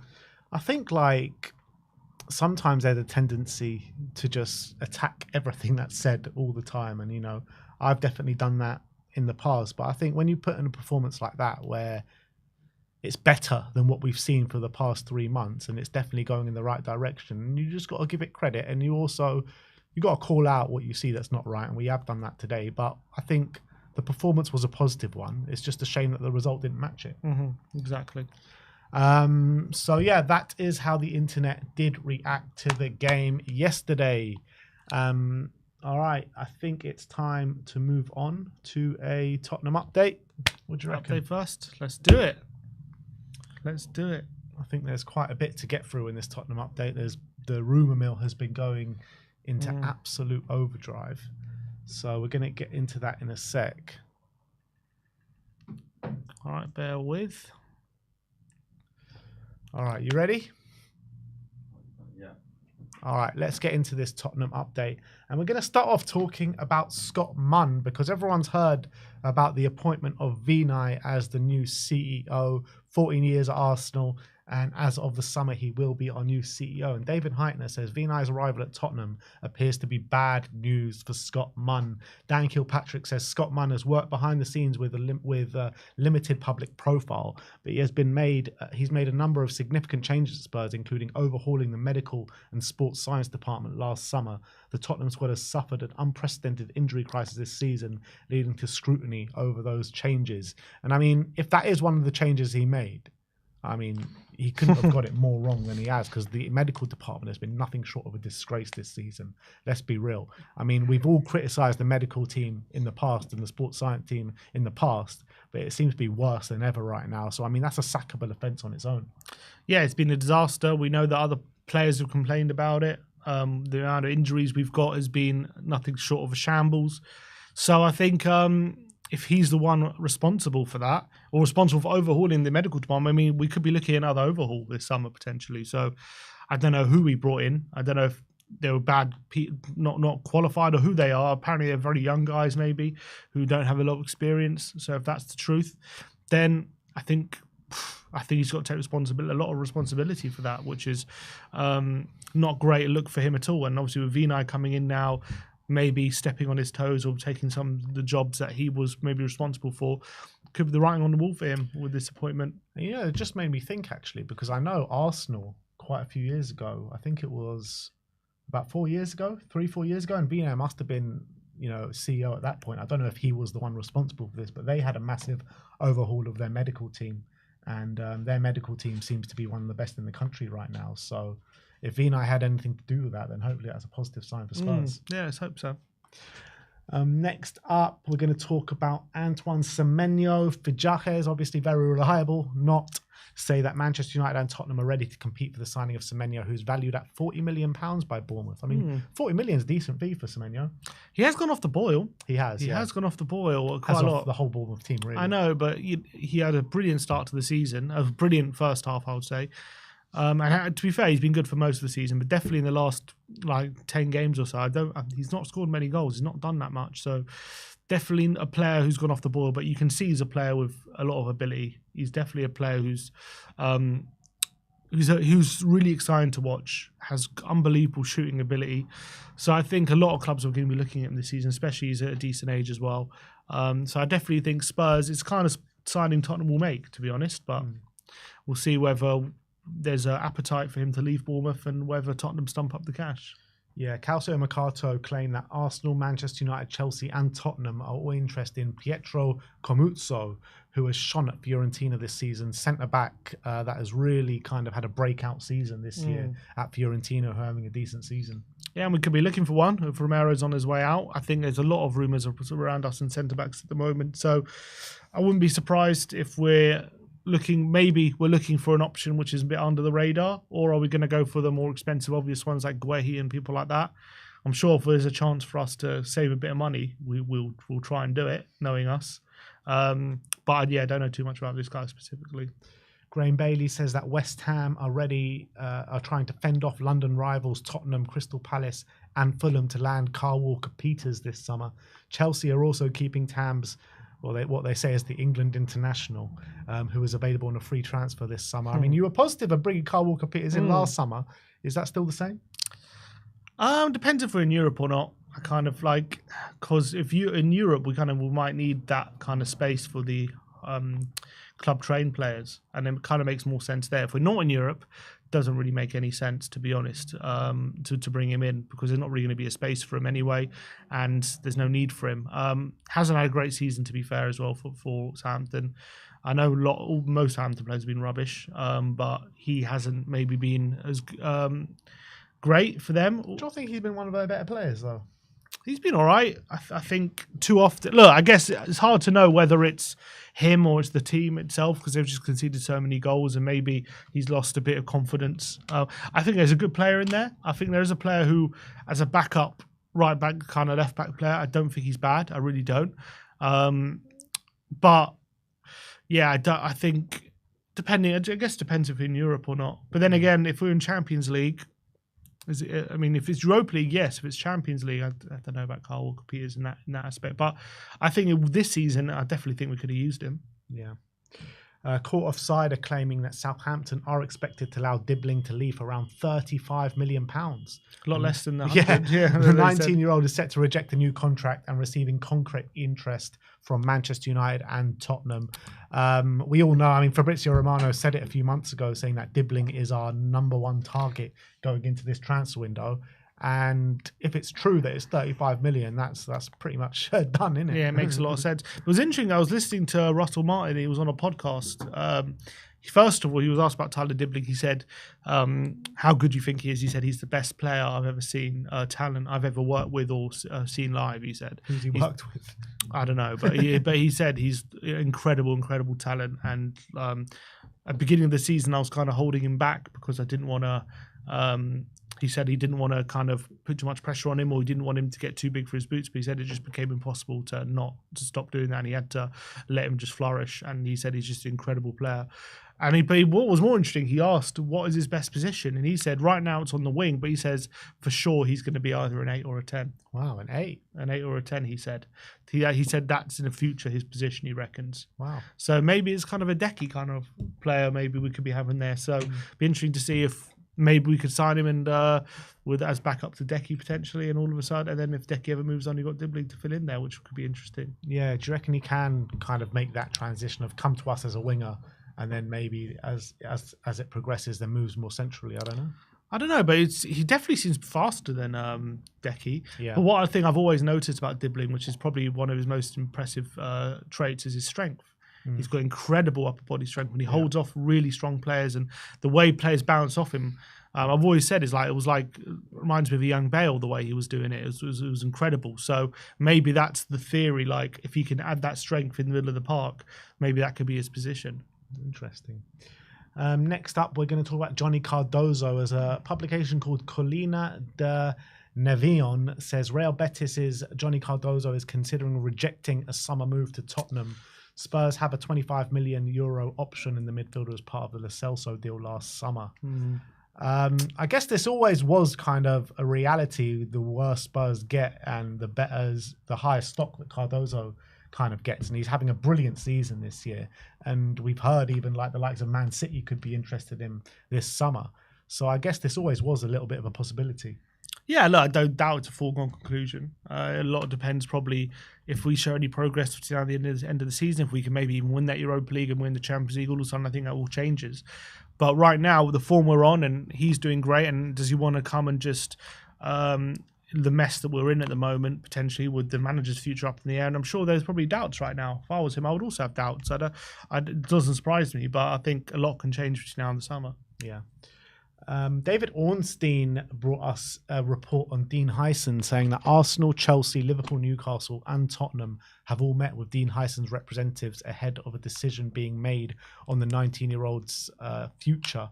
Bournemouth and the player want a swift outcome. The release clause is £50 million. I mean, I was banging on about him last summer. I was like, Spurs got to get the deal done. I'm not sure how much Bournemouth bought him for, but it was a snip of 50 million, wasn't it? Was it about 20 million, something like that? Yeah, it was a lot cheaper, I think. Like, I really wish we would have done this deal last summer because I believe in this guy so much.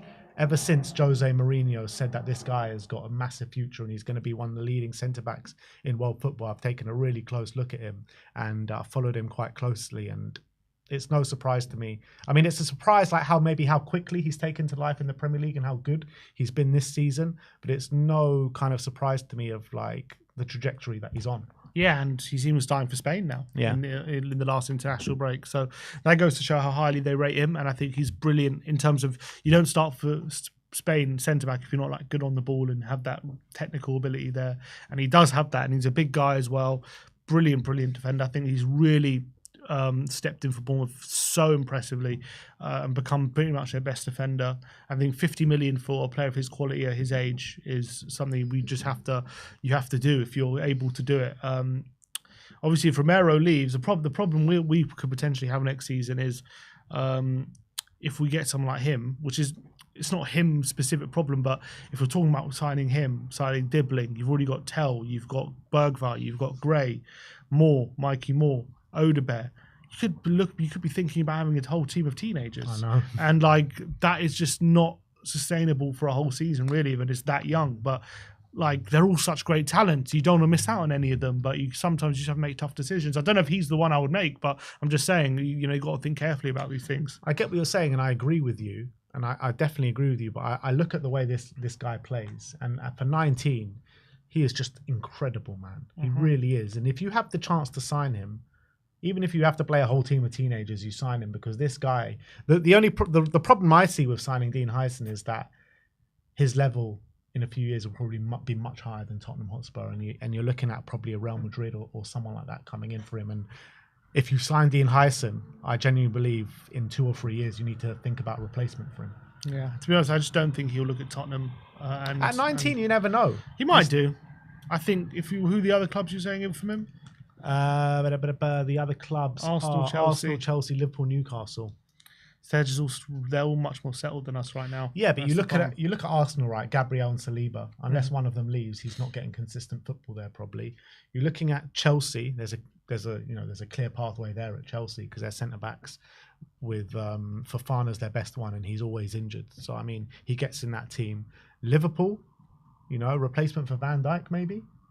I mean, Van Dijk's not getting any younger. I know he just signed a new deal, but he ain't getting any younger. So, could groom him to be the long-term replacement. And Newcastle, I mean... They need a centre-back. Sarr's not getting any younger. Yeah, so there are better options than Spurs out there. But I think what you can sell with Spurs is join a young core group that's all growing and learning together, good development. And then probably, the thing is, Spurs, if he joins Spurs, it's only a stepping stone. That's the problem. Well, if we've got Champions League football to offer, then we've got something more to reel him in. But right now, it's just he's probably looking at all those options, thinking Spurs is just a bit of a mess. Like, do I want to join that? But I think I wouldn't rule it out completely because we definitely offer him. Probably if Romero leaves, we offer him like a spot right there in the team.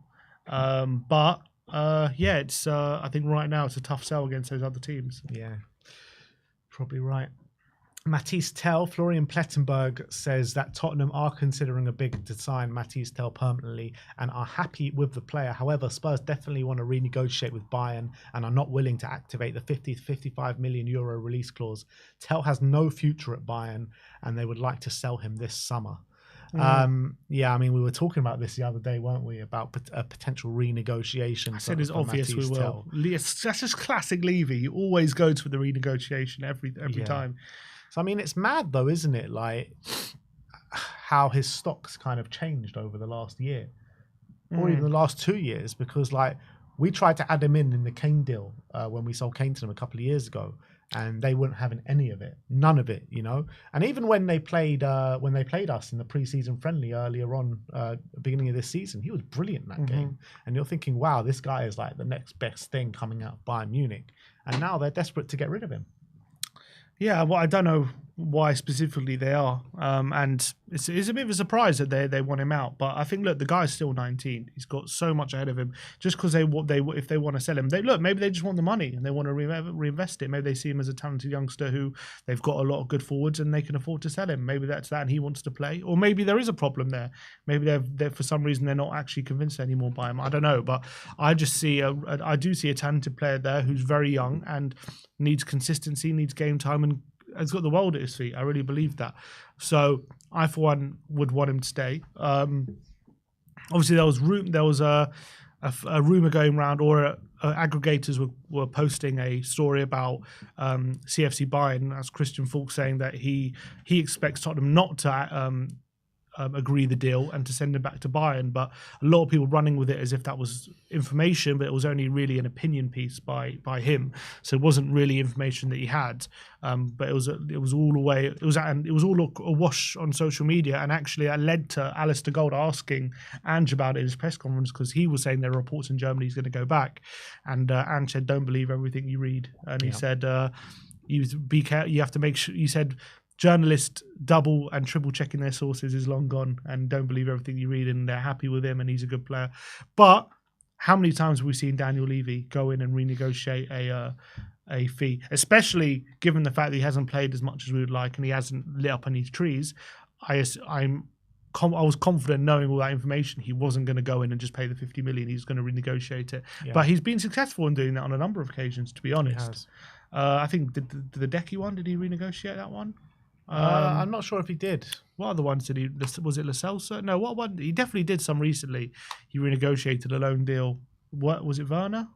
It was Werner. Werner definitely did do that to get a lower because we had a release clause and we didn't want to pay it. Yeah. I think he's done it a few times, renegotiated. I wouldn't be surprised, to be honest, if we do on this summer, we do another kind of Decky style loan deal where it's this summer, it'll automatically be permanent if certain criteria are met, like goals scored, appearances, Spurs Champions get top League 4, football, all that's what we did with Decky. So I reckon that's the kind of deal we're going to go for, and maybe Bayern will go for it. Yeah, you're probably right, to be honest. But also, that does leave you open to potentially losing the player as well, because we do know that Frankfurt were interested in January, and potentially if they put money down on the table, can they go to that kind of fee? We don't know, but if a team, Chelsea apparently were back in for potentially. Chelsea were in for him as well, but other clubs could be in for him as well. So if Levy does go back to that negotiation table, and there is another club that are willing to just put money down instead of adding all these kind of clauses, there's a possibility of just not being able to get him.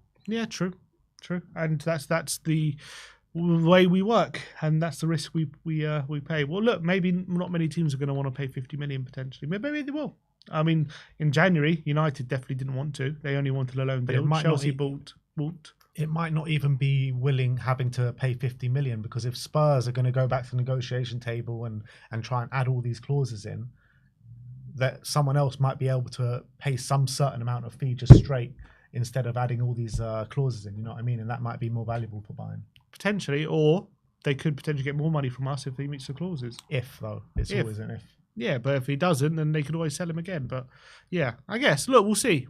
I think usually we're quite good at renegotiating these things, but we'll see. We're also quite good at losing players that we want to get in. Well, that's also true. Let's talk about Destiny Udogie, because Fabrizio Romano says that Man City want a new fullback this summer, and Tottenham star Destiny Udogie is on the shortlist. Not an easy deal to do, because Spurs see Udogie as a key player, but City do like him. John Cross did say that Spurs plan to resist any offers that may arrive at Udogie this summer. He's highly rated within the club despite a turbulent season, and Udogie himself is looking to get back to his full form, best form, fitness and top performances for Spurs. And he definitely did go some way to doing that last night against Frankfurt. I thought he was very good, put in a really good performance, best we've seen from him in quite some time. Probably his best performance of the season, you've got to say that. And it is quite worrying though, Man City sniffing around. Yeah, so the cynic in me would say he's just as Man City starts sniffing around, he ups his performances. That's what the cynical people will say. But I think, look, that's what I said. We all know that, exactly, the cynical people. We all know the guy's quality, in my opinion. I know it's been up and down this season, and last season, majority good, but it wasn't a great end and got injured as well. So a lot of people have this narrative that, he's not that great and, we could just sell him. And a lot of people were saying he's overrated and all this kind of stuff. But there's a reason a team like City are interested in him, because this guy has unbelievable ability. People forget how young he is. He's still, 22? Or 21? Like, he's still so young. He's got so much football ahead of him. The guy with his kind of running power, his ability in those tight spaces that he's shown when he's on his game, he can perform at. His ability in one-on-one defending situations as well is fantastic. And yes, there's maybe been too many times he's let crosses in and things like that, which he needs to work on. But the guy is still a very young defender. Think about where like Walker was at his age. Like, I remember there's a lot of people when Walker was a similar age wanted to sell him. Like, when he was Walker was out on loan, wasn't he? He was out on loan, and then when I remember that under Sherwood, everyone wanted him out. Everyone was saying he's rubbish. He had 2 seasons where he wasn't great. Yeah. Under AVB, he wasn't good. And Sherwood came errors, he wasn't good as well. And it took until Poch came, and everyone was like, okay. And then he really was great. So no doubt in my mind, Udogie is further along in his development at his age than Kyle Walker was. Yeah, I know. I'm just saying people criticize him so heavily because he's not on great form and stuff. But there's clearly such a great player in there. It's obvious to anyone. And I would hate to lose him to Man City. I think that would be terrible. Obviously, we have forming that. We lost Walker to City. We sold him for 50 million. I don't think we would sell him for 50. I think it would have to be a lot higher than that. But it's no probably surprise that if City comes sniffing with the form we're in, I'm sure he'll have his head turned. That's the worry. That is the big worry. Obviously, he's young enough to say that, like, even if he's forced to stay, hopefully his performances don't drop. And it's not like this is his big chance because he's still so young. He's got many years ahead of him. But when, sometimes as well, on the flip side, sometimes when City come, they don't come twice. And maybe if they find a long-term replacement for a left-back, then Udogie might rue the missed opportunity of going there. So I can understand if he does want to go, considering the mess we're in, but I'd hate to lose him. And I'm sure if he goes there, he'll be a brilliant, brilliant signing. Yeah, of course he would. And he's got a long contract. He's turned down to a very long contract.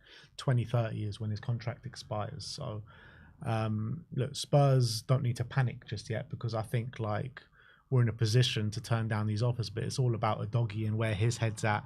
Is he going to cause up a fuss? Is he going to cause a bit of a stink to go? Obviously, nothing's being said right now, but I think if I was Udogie, just concentrate on the football because, he hasn't had a good run of form for a while now. So he's had a good start on against Frankfurt, but let's see how the rest of the season goes. And last but not least, comments from Mickey van der Ven's agent. Talking about Real Madrid. And He's agents, man. He says Mickey also has the level to play one day in a big one like Real Madrid. In addition, Madrid needs a player behind their characteristics and talents at the back. He's not wrong, to be honest. I think Mickey would slot in at Real Madrid quite well. All our defenders are going to Madrid. Yeah. God. At least he says one day, not like it's not this summer, not tomorrow. Hopefully, First of all, I do think Mickey will probably have to prove his fitness a bit more. I don't think they're going to lay out big money if he keeps having seasons like he's had the last two, where he just keeps getting injury after injury, which I think is why he took so long to come back and work on these different running techniques and running style, because clearly the way he was operating was causing too many injuries on himself. So I think that was what they worked on, which is why it took him so long to come back, in my opinion. So we'll see if he can. He's now back. He's staying fit. He's in. He's done pretty well since he's come back. Don't think we've seen the best of him yet since he's come back, but he's been pretty good. I wouldn't say he's been bad by any stretch. I think he's been pretty good. And I'm sure if he plays at his best consistently, I think any club in the world, let alone Madrid, any club will be happy for him, and there'll be a host of suitors. Hopefully, if he's playing regularly well and consistently not getting injured, hopefully we're in a better position because we'll have Mickey. But I don't think he leaves in the summer, especially if Romero leaves. We're just not gonna. I think we can't let him go. We just can't. Right now we're selling Romero, Van der Ven, Udogie. Even Sarr's talking about Madrid. Sarr was talking about it as well. Talking about Madrid. If I'm Van der Ven, of course, Madrid, especially you're seeing the likes of Bale and Modric who went there and how much they won and what they did. Of course, I'm sure he's looking at thinking one day I'd love to make that move and do that. But I just don't see Madrid stumping up the money right now in terms of what we would demand for him, considering his fitness problems. But maybe in a year or two, if he's played 2 seasons where he's had 30 plus Premier League games and stuff like that, and performing really well, then I think they'll be circling for sure. Yeah. But that is it. That is your Tottenham update. Let us know your thoughts in the comments section below, and we're going to finish off looking at the game ahead on Sunday against Wolves. Obviously we're going to start off with the predicted lineup as always. Ange has been speaking in his press conference, and what have we got? So when it comes for Tottenham, no new injury news, which is pretty positive. Dragoshin obviously remains out until next season. Kulusevski, fairly positive. He said he's back in training. He won't be available for the weekend, but he is touch and go for Frankfurt. Won't start, he said, but he's touch and go whether he can be involved. And Kevin Danso, I don't think he mentioned Danso, but he mentioned him yesterday, saying that he's not going to be available, similar to Kulusevski, might be available for the second leg, but not available for this weekend.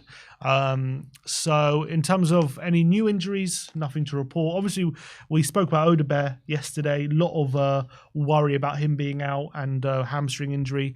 A lot of people saying I've heard rumours he's done his hammy. Paul O'Keefe said he had a scan yesterday, but he was obviously on the bench yesterday, and he said he's okay. But he bemoaned obviously the leaks of the injury news and saying someone's working against us, and people are leaking injury news. So that's been obviously a big talking point. But in terms of actual injury news, no new injuries, thankfully. Yeah, and look, it's positive that Dejan Kulusevski's back in training. So really good. That's the main kind of takeaway from the injury news is that Decky is back in training. And he also mentioned about changes for this weekend. He said he said there will be some changes, he said. And he said we have to look forward as well to Thursday, because I think he's kind of saying he's going to make more changes in view to Thursday rather than last week, because it could go to extra time, he was saying. So we're going to need a bit more out of these players on Thursday potentially. So he's going to make some changes. And he also said some players, they just need the game time. Yeah. I wonder who he's talking about. We'll theorise when we do the lineup, but he did say there are some players who are going to play because they just need the game time. All right, well, let's get into it. 4-3-3 as per usual. Is there a chance for Kinski to start this game this weekend? We say it every week.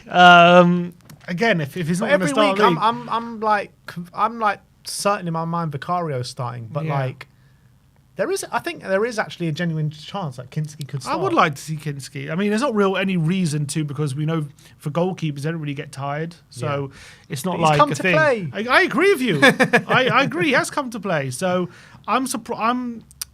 If I was Kinski, I would be a bit frustrated I haven't got any game time, to be honest. I would, because I guess, look, I think if you're Ange, maybe you'd argue he did make a few mistakes when he was there, and Vicario is just so much more reliable, which is probably true. But when he came, he was number one at Slavia, obviously, and he probably came being told he would get some game time, and obviously he did get some game time immediately. But obviously, I don't think when he came, he was told he was going to be left out the European squad. I reckon he was told he was going to be put in it. But circumstances obviously changed, and he ended up being left out. So, but what circumstances did actually change regarding him being in the Europa League squad? Like, how could he have been in it? Because there was a few more injuries, which meant, like, for example, we had to bring in maybe a different kind of player, different players in January because of injuries, which meant we had to make space for them somehow, I think. And I think Kinski would have been in it. I can't remember exactly who in the January window. There was Tell, Danso came in. Obviously, Kinski came in. Forster was obviously left out as well. I think the plan was probably to replace Forster with Kinski. But then because Tell came in and because Danso came in and we picked up even more injuries than anticipated, probably the circumstances changed and it meant Kinski had to be left out. Well, anyway, is Kinski going to play, or is it going to be Vicario? I think Vicario probably will play. So we'll put Vicario in. I agree with you. Vicario comes. But I would like to see Kinski play. I would like to see him because I think he deserves another run out. All right, so Vicario in goal. Now, the back four is an interesting one. Spence obviously didn't start. I do think Udogie comes out for this game. Well, he was cramping, wasn't he? So I actually got a feeling it's going to be Archie Gray at right back. Yeah, I've also got that feeling because first of all, he was saying certain players just need the game time. He must be talking about him because he didn't play at all, did he, yesterday? Yeah, he hasn't played for a while. And he hasn't played. He came on against in terms of from the start, yeah. Started against Fulham, which wasn't that long ago, was it? Fulham? Yeah, true. So but I think he just needs more game time. And I think, fullback, put him a right back. And I think Porro and Udogie put in a lot of effort in yesterday. So I do think probably Spence and Gray come in here. And Spence probably goes left back. Yeah, Spence left back. Unless it could be Gray left back and Spence right back, but it probably won't be. Yeah, I think Spence left back and Gray right back. Centre back, I don't think Van der Ven plays this game. Again, he said yesterday he was cramping. He was cramping towards the end of the game.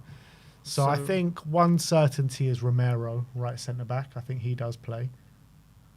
Well, I was going to say one certainty was Davis, I guess. Well, the other, and Davis, will be the other one that plays. Unless he rests Romero. I don't think he has played a lot, but I don't think he'll rest him because if Danso was here, then I would agree. But we don't have kind of the options, so I think Romero pretty much has to play this game. The only thing you could do is put Archie in the centre and play Porro, but then you're not resting Porro. So So I think this will be the back four. I think it'll be Gray, Romero, Davis, and Spence. Moving into the midfield options, I do think Bentancur gets a rest because he's played a lot of minutes recently. I would like to see Bergvall get a rest as well. Bissouma probably starts. Yeah, again, another player maybe he's talking about who's not been playing a lot. Maybe needs the minutes. So, but is he going to make are we going to see like 11 changes? I guess Romero's not one, and Vicario. Okay, so I guess we're going to put Bissouma in. Unless Bergvall plays there, can't really see it. Unless Gray plays there and Porro plays at right back. I think it'll be Bissouma. All right, we're putting Bissouma in the 6th position. Sarr, I think, for sure. Yeah, Sarr in the 8. Sarr in the 8. And then... And it'll be Bergvall. It's got to be Bergvall because Maddison does not play this game. He's played 3 games in the space of a week. There is no chance Maddison plays he came this. off early. It's got to be Bergvall. I think he's the only one that can play. Yeah, I'm trying to think of anyone else. Obviously, if Decky was there, he would have a chance. Yeah, kind of has to be Bergvall. I saw one person suggest maybe we should give Mikey Moore a run in the number 10, but I don't know. In this Wouldn't kind mind of game. seeing it, but I don't think it will happen. Has he played 10 before? Mikey, Yeah. I think at youth level maybe, but not at any sort of decent level. So I think, the midfield 3 of Bissouma, Sarr and Bergvall. On the right, I think Tell plays left wing. Yep, I agree with that. Tell comes in on the left. Now, does Richie start? Had a few minutes against Frankfurt. Is that enough? Is that enough minutes for him to start the game? I would like to say yes, but I'm just not sure if he's ready for a start yet. That's the only problem. I think if Richarlison had a few more minutes behind him, I'd be more confident putting him in. I'd like to say he will start, but I'm just not sure. I'm a bit hesitant to say it. Yeah, I think I'm thinking maybe an hour of Solanke and then Richarlison comes in potentially. But I'd like to see Richarlison just give him the go.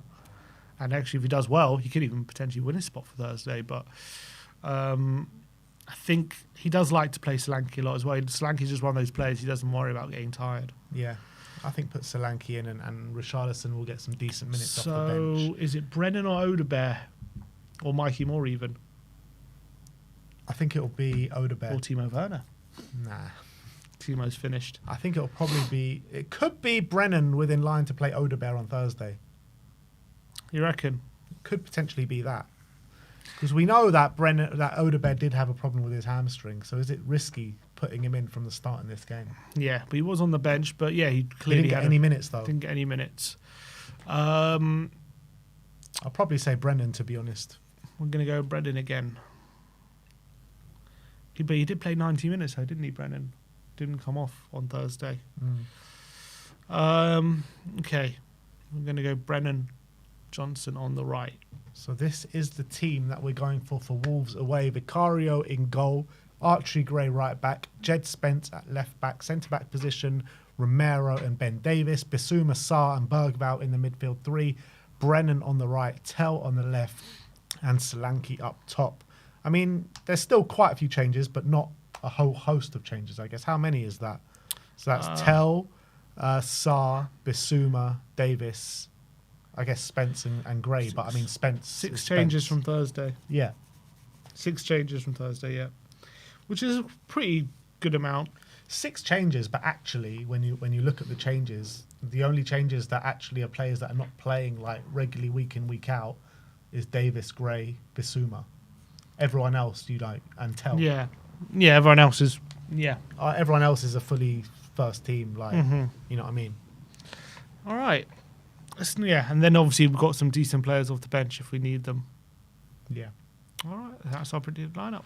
All right, that is our predicted lineup. Let's move on and get into the match preview. Wolves against Tottenham in a game with not much jeopardy on it. A team in Wolves that are on really good form at the moment. Cunha has served the full length of his suspension, albeit the manager did say didn't he, that he's not going to be starting in this game. He said he's not going to change the lineup from last week, so he's already told us his lineup. Yeah, the lineup is going to be unchanged. He said. Wow. He said he's putting faith in the players that won last week. It's interesting because I think Wolves, when you're looking at the team that they have and the season that they've had, I do think with the players that they have, they probably should have had a better season than probably what they have had. I mean, Cunha's an unbelievable player. Strand Larsen, he's had an unbelievable first season in the Premier League. You've got players like Aït-Nouri, who I really rate. I think he's a really good caliber player. And they've got like these players like Bellegarde and Munetsi and all these kind of players who I think are quite decent players. Yeah, and I think as you pointed out, the likes of Gomez, Andre, Cunha, yeah, both Gomez's, yeah. But they've what's it called? They've been starting for Brazil in international level. Yeah. So that goes to show the quality they've got in that team. You've got Matt Doherty, who has obviously had spells here. He's not a bad player. We know that at times he was quite good for us, and definitely before we signed him, he was really good. Aït-Nouri's brilliant, as you say. they just do have a lot of talent in their team. Semedo, who's had a fairly good season. Semedo, like, you know, you look at their team and talent-wise, is it better than like an Everton potentially? You know, it's comparable to a few of the teams above them, for sure. So they definitely shouldn't be getting relegated. They definitely have a better team than those bottom three, for sure, quality-wise. You know, even when you compare them to like a Brentford, you know, do they have more quality than like a Brentford potentially in their squad than that they have? So they could eat, like, Brentford obviously very much overperforming, but they have so much talent in there. And I think their form recently has been showing it. They're in great form at the moment under Vitor Pereira. He's done a brilliant job since he's come in and really steered them clear of that relegation fight. Some results against some good teams as well. They've played them really hard, made them really hard to play against. Obviously, Gary O'Neill, he just took them as far as he could go, and he's really taken the baton, Vitor Pereira, and done a great job. Yeah.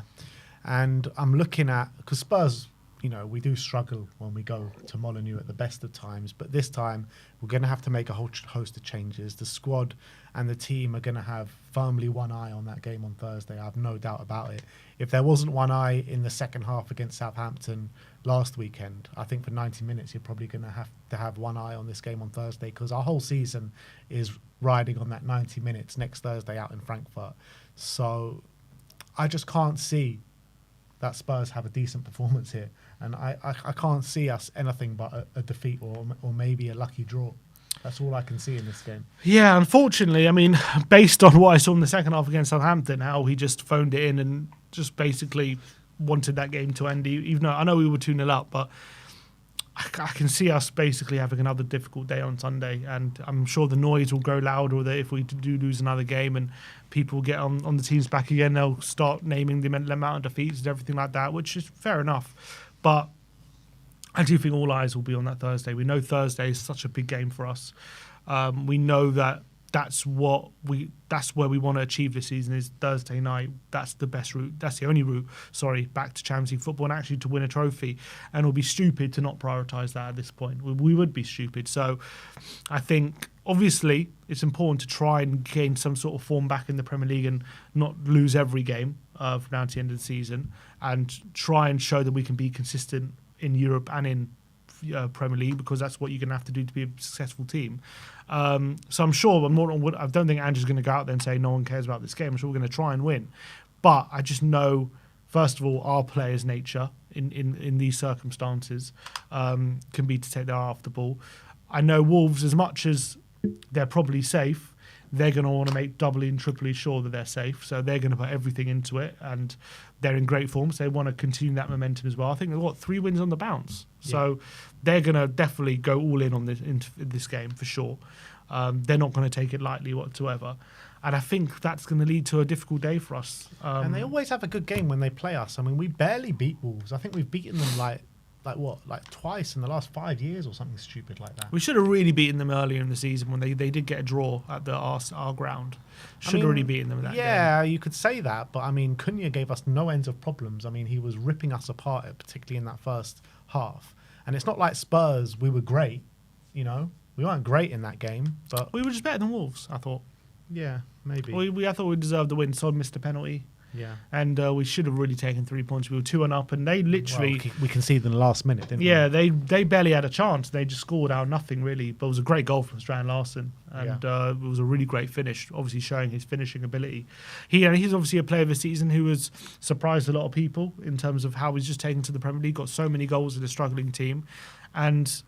He's like he's a proper number 9, which is I think a lot of people like. Really great in the air, really physical. But you know, there's those kind of finishes like he showed against us, which has really set him apart. Really brilliant finisher when he gets the ball into the box. And you know, maybe Solanke could learn a few things, because some of his finishes I'd like to see Solanke do some of that. Yeah, how do you compare a Strand Larsen to a Solanke? Because they both got like kind of similar physical attributes, but it just seems like Strand Larsen is such a better finisher than him. That's the thing. I do think Solanke's all-round game is probably a bit better, but when I look at the finishing, like some of the finishes he's got, when it looking like he doesn't really have an option, or even when it's like a cross in the box and it's a difficult header, he's pulling it off at the moment, and he's getting it in the corner and pulling off these finishes. Like that finish at the Tottenham Stadium, I don't see Solanke doing that. Yeah. Like I really don't see Solanke ever scoring a goal like that. As much as I like Solanke, he's just not the finisher who's going to rifle it into the roof of the net like sort of Dan Larson did. So definitely one who's one to keep an eye on. Definitely this game, but as well maybe other teams are going to be sniffing around him, I reckon. Yeah, 11 goals this season, 4 goals in his last 3 games as well. I mean, since Cunha's had that suspension, he's really kind of stepped up for them when they've really needed it, and pretty much all but confirmed their safety with him. Yeah, he's been great. He's been really, really great. So, I don't know how much they signed him for, but a little gem there. Probably didn't sign him for too much, and probably he's worth a lot more, I would say. 3 million, apparently. There you go. Yeah, bargain. That's one of the bargains of this. Probably the bargain of the season. Yeah, what a signing. Yeah, unbelievable. So, yeah, it's going to be a difficult game. I'm under no illusions about the kind of ambitions going into it. And not to say that, I ever want to see Spurs go out and lose, but our ambitions is just elsewhere right now. And if we lose, yeah, I'll get frustrated and, call out the performance. But the reality is if we lose this and then go and win on Thursday night, then no one's really going to remember this game. I would hope if we can win this and hope just to build some good feeling of momentum. Also, you got to remember the players coming in. This is a chance to win a place, win a spot, really. And in the game on Thursday, if they have a really good game. I think especially some players who underperformed on Thursday. And there are definitely spots to be won there. I don't think that starting 11 is nailed on by any stretch. So definitely think that should be a bit of extra motivation for some of these players to really put their all in and have a good performance. But especially if we are going to make a few changes, I wouldn't be surprised it is a bit disjointed and it's not quite at the level that we want it to be, which is a bit of a worry. And as well, like if we do lose again, just that negativity, that negative feeling coming back into it ahead of Thursday is just not ideal. You'd rather go on to the back of another win and building momentum. But yeah, you could look at it that way, but then also there'll be a kind of sentiment of, do I really want to overexert myself and risk of an injury of going into the game on Thursday night? I think particularly from players like Romero, Spence, Solanke, Sarr, players that have genuine chances of starting the game. Well, if I'm Spence, I think you have to put in your rule because there's no guarantee he's starting on Thursday. Yeah. No guarantee. Obviously, Romero there is, so it's a bit different. I think everyone else really that we're looking at that team, not really guaranteed. Even well, maybe Solanke was saying he's starting, but Brennan by no means guaranteed. Out of that team that we've picked, it's only 3 players that are guaranteed, and that is Solanke, Romero, and Vicario. They're the only guaranteed. Maybe? And Bergvall, 4 players. Yeah, so everyone else really are fighting for their space, really, and they've got to put their all in to make sure they're in that team. We'll try and get into that team for Thursday, and if they do, there's every chance. I think Andrew's shown that if you're playing well, he will put you in. I think. Yeah. But you know what, though? If we do lose, there is a genuine chance that we go 16th in the league. And that means if we do lose, we'll only be 2 points above Wolves. Which will be mad. 2 points above Wolves and 17th. Yeah. Which obviously is horrendous. That is beyond horrendous. You know what I mean? How can we let it get so bad that we're here talking about it'll be a 30-second game if we lose this game, which is a genuine chance, come game week 32 by the end of it, 2 points above 17th. That is actually disgraceful. That's obviously more motivation not to lose, I guess. Yeah. And you're looking at some of the other games that we've got in the Premier League. We've got Forest coming up after that, Liverpool after that, West Ham away, Palace. All these games are really difficult at the best of times. Especially if we're rotating and we're still in Europe. Yeah. And then after that, we've got really hard games for the rest of the season. We're actually very lucky that we're not close to the bottom 3. Well, I wouldn't say we're lucky. It was just that we're not, because we're much better than them. But I agree that there's probably going to be a lot more defeats. Probably, especially if we stay in Europe, I can see a lot more defeats coming for sure. Are we going to hit 40 points this season? Well, we're on 37. Yeah. So what, are we going to win one more game? Yeah. Yeah, I think we will. I don't know where that win's coming from. We'll get it. We'll get that win. Against who, though? Somewhere. We're saying we're not going to win this weekend, right? This is the easiest game that we've got. Forest at home. Can you see us winning that game? When is that? Monday night? Yeah. Does it matter what day of the week it is? No, it does. Yeah, I'll tell you why it does, because obviously Thursday, Sunday is different to Thursday, Monday, isn't it? Yeah. So it's a bit different. Okay. So are we winning that game? Probably not. Liverpool away, are we winning that game? No, not winning Liverpool away. West Ham away, think we'll win that? Maybe West Ham away, maybe. I That could be it. That we could be never a win game. at West Ham, though. Well, yeah, we used to have a good record there. Used to. Yeah. The last time we won at West Ham was 2019. Is that right? Yeah. Mourinho's first game. Before that, we won like 3 in a row. Either way, we don't have a good record there. So you're saying, okay, West Ham is the one that's maybe Palace at home. Do you think we win that? We can beat Palace at home. Do you think we'll win it, though? I don't know. It's so hard to say right now. If we're in Europe, maybe not. If we're not in Europe, maybe yes. I just can't. Like Palace, the way they're performing, I just can't see. They just drew with Southampton. It's true, they did, but that's like the exception to the rule. Apart from that game, they've been on brilliant form. I know, but how many games in time is that? It's like 5 games time. Who knows what kind of form they'll be on then? Villa away and Brighton at home. Like I just can't see where Brighton this at win is home. coming I think from. it'll be Brighton at home. Villa away, yeah, touch and go. They might be still in Champions League. I think we'll get some wins. Luckily, 40 points don't mean anything this season. Yeah, we'll be all right anyway. It doesn't matter. Look, Europa League's all that matters. Europa League's all that matters. But of course, we do want to get a bit of pride back in the Premier League. Like, just get some wins on the board and stop it looking. Obviously, you don't want to finish 17th. You just don't. And as much as people say it doesn't matter and all that kind of stuff, which I guess what's the difference between 17th and 13th, which is true. In the grand scheme of things, nothing doesn't really matter, but you just don't want to be the Spurs manager that finishes 17th. Exactly, because it goes on the narrative saying it's the lowest Premier League finish ever. That's what it is. Yeah, you want to try and somehow get in that top half, which looks unlikely at this point. But and like even if you finish 17th, no matter what else you do, like in the Europa League, your job is still going to be questioned. Of course, that's the truth. Whether you will get the sack or not is a different question, but it will be questioned. You leave it up for scrutiny. But the thing is, if you finish 17th, the Europa League final would be after that. So, you know what I mean? So that good feeling, it's hard to overcome that. You know what I mean? It's actually before that. The Is Europa it? League finals before the end of the season. That could be different then. Narrative changes. It does. All these things, they change the narrative. Because the Europa League final will be on the week leading up to the Brighton game. Right.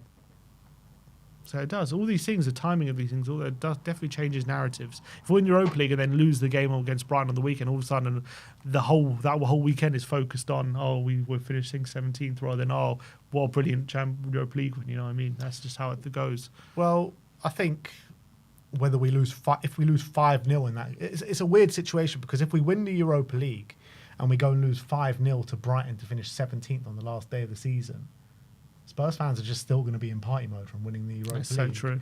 But the reality is then when the dust settles and you start thinking about the season that we've just had, we've won the Europa League, but then we finished 17th. But we've got Champions League. But we've got Champions League. It's just going to be the biggest mindfuck. We just need to get through against Frankfurt. Give me the mindfuck. Come on, that's what I want.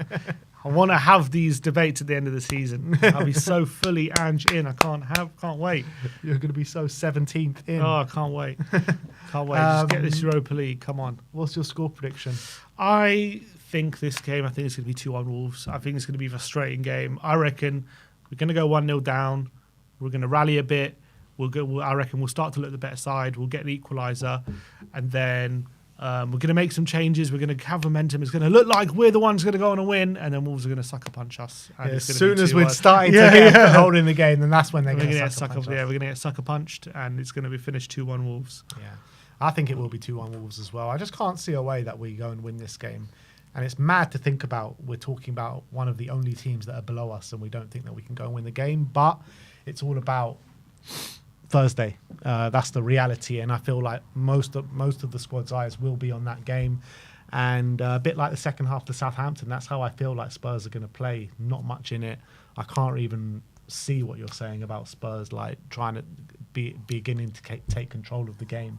I think we did against Southampton just because they are literally the poorest side in the league, but I don't think Wolves are anywhere near as bad as that Southampton side, and they've got some real quality about them. I think Wolves will be up for it as well. They're on good form. They're getting carrying good momentum into this game, so I can see Wolves winning this. I think the scoreline suggests that maybe it's not that comfortable, but I think it will be quite comfortable. So, yeah, I'm going for 2-1 to Wolves. So is Sim. Let me know your score predictions in the comments section below. But thank you, everyone, for joining us today. Like, subscribe, and comment. And as always, come on, you Spurs.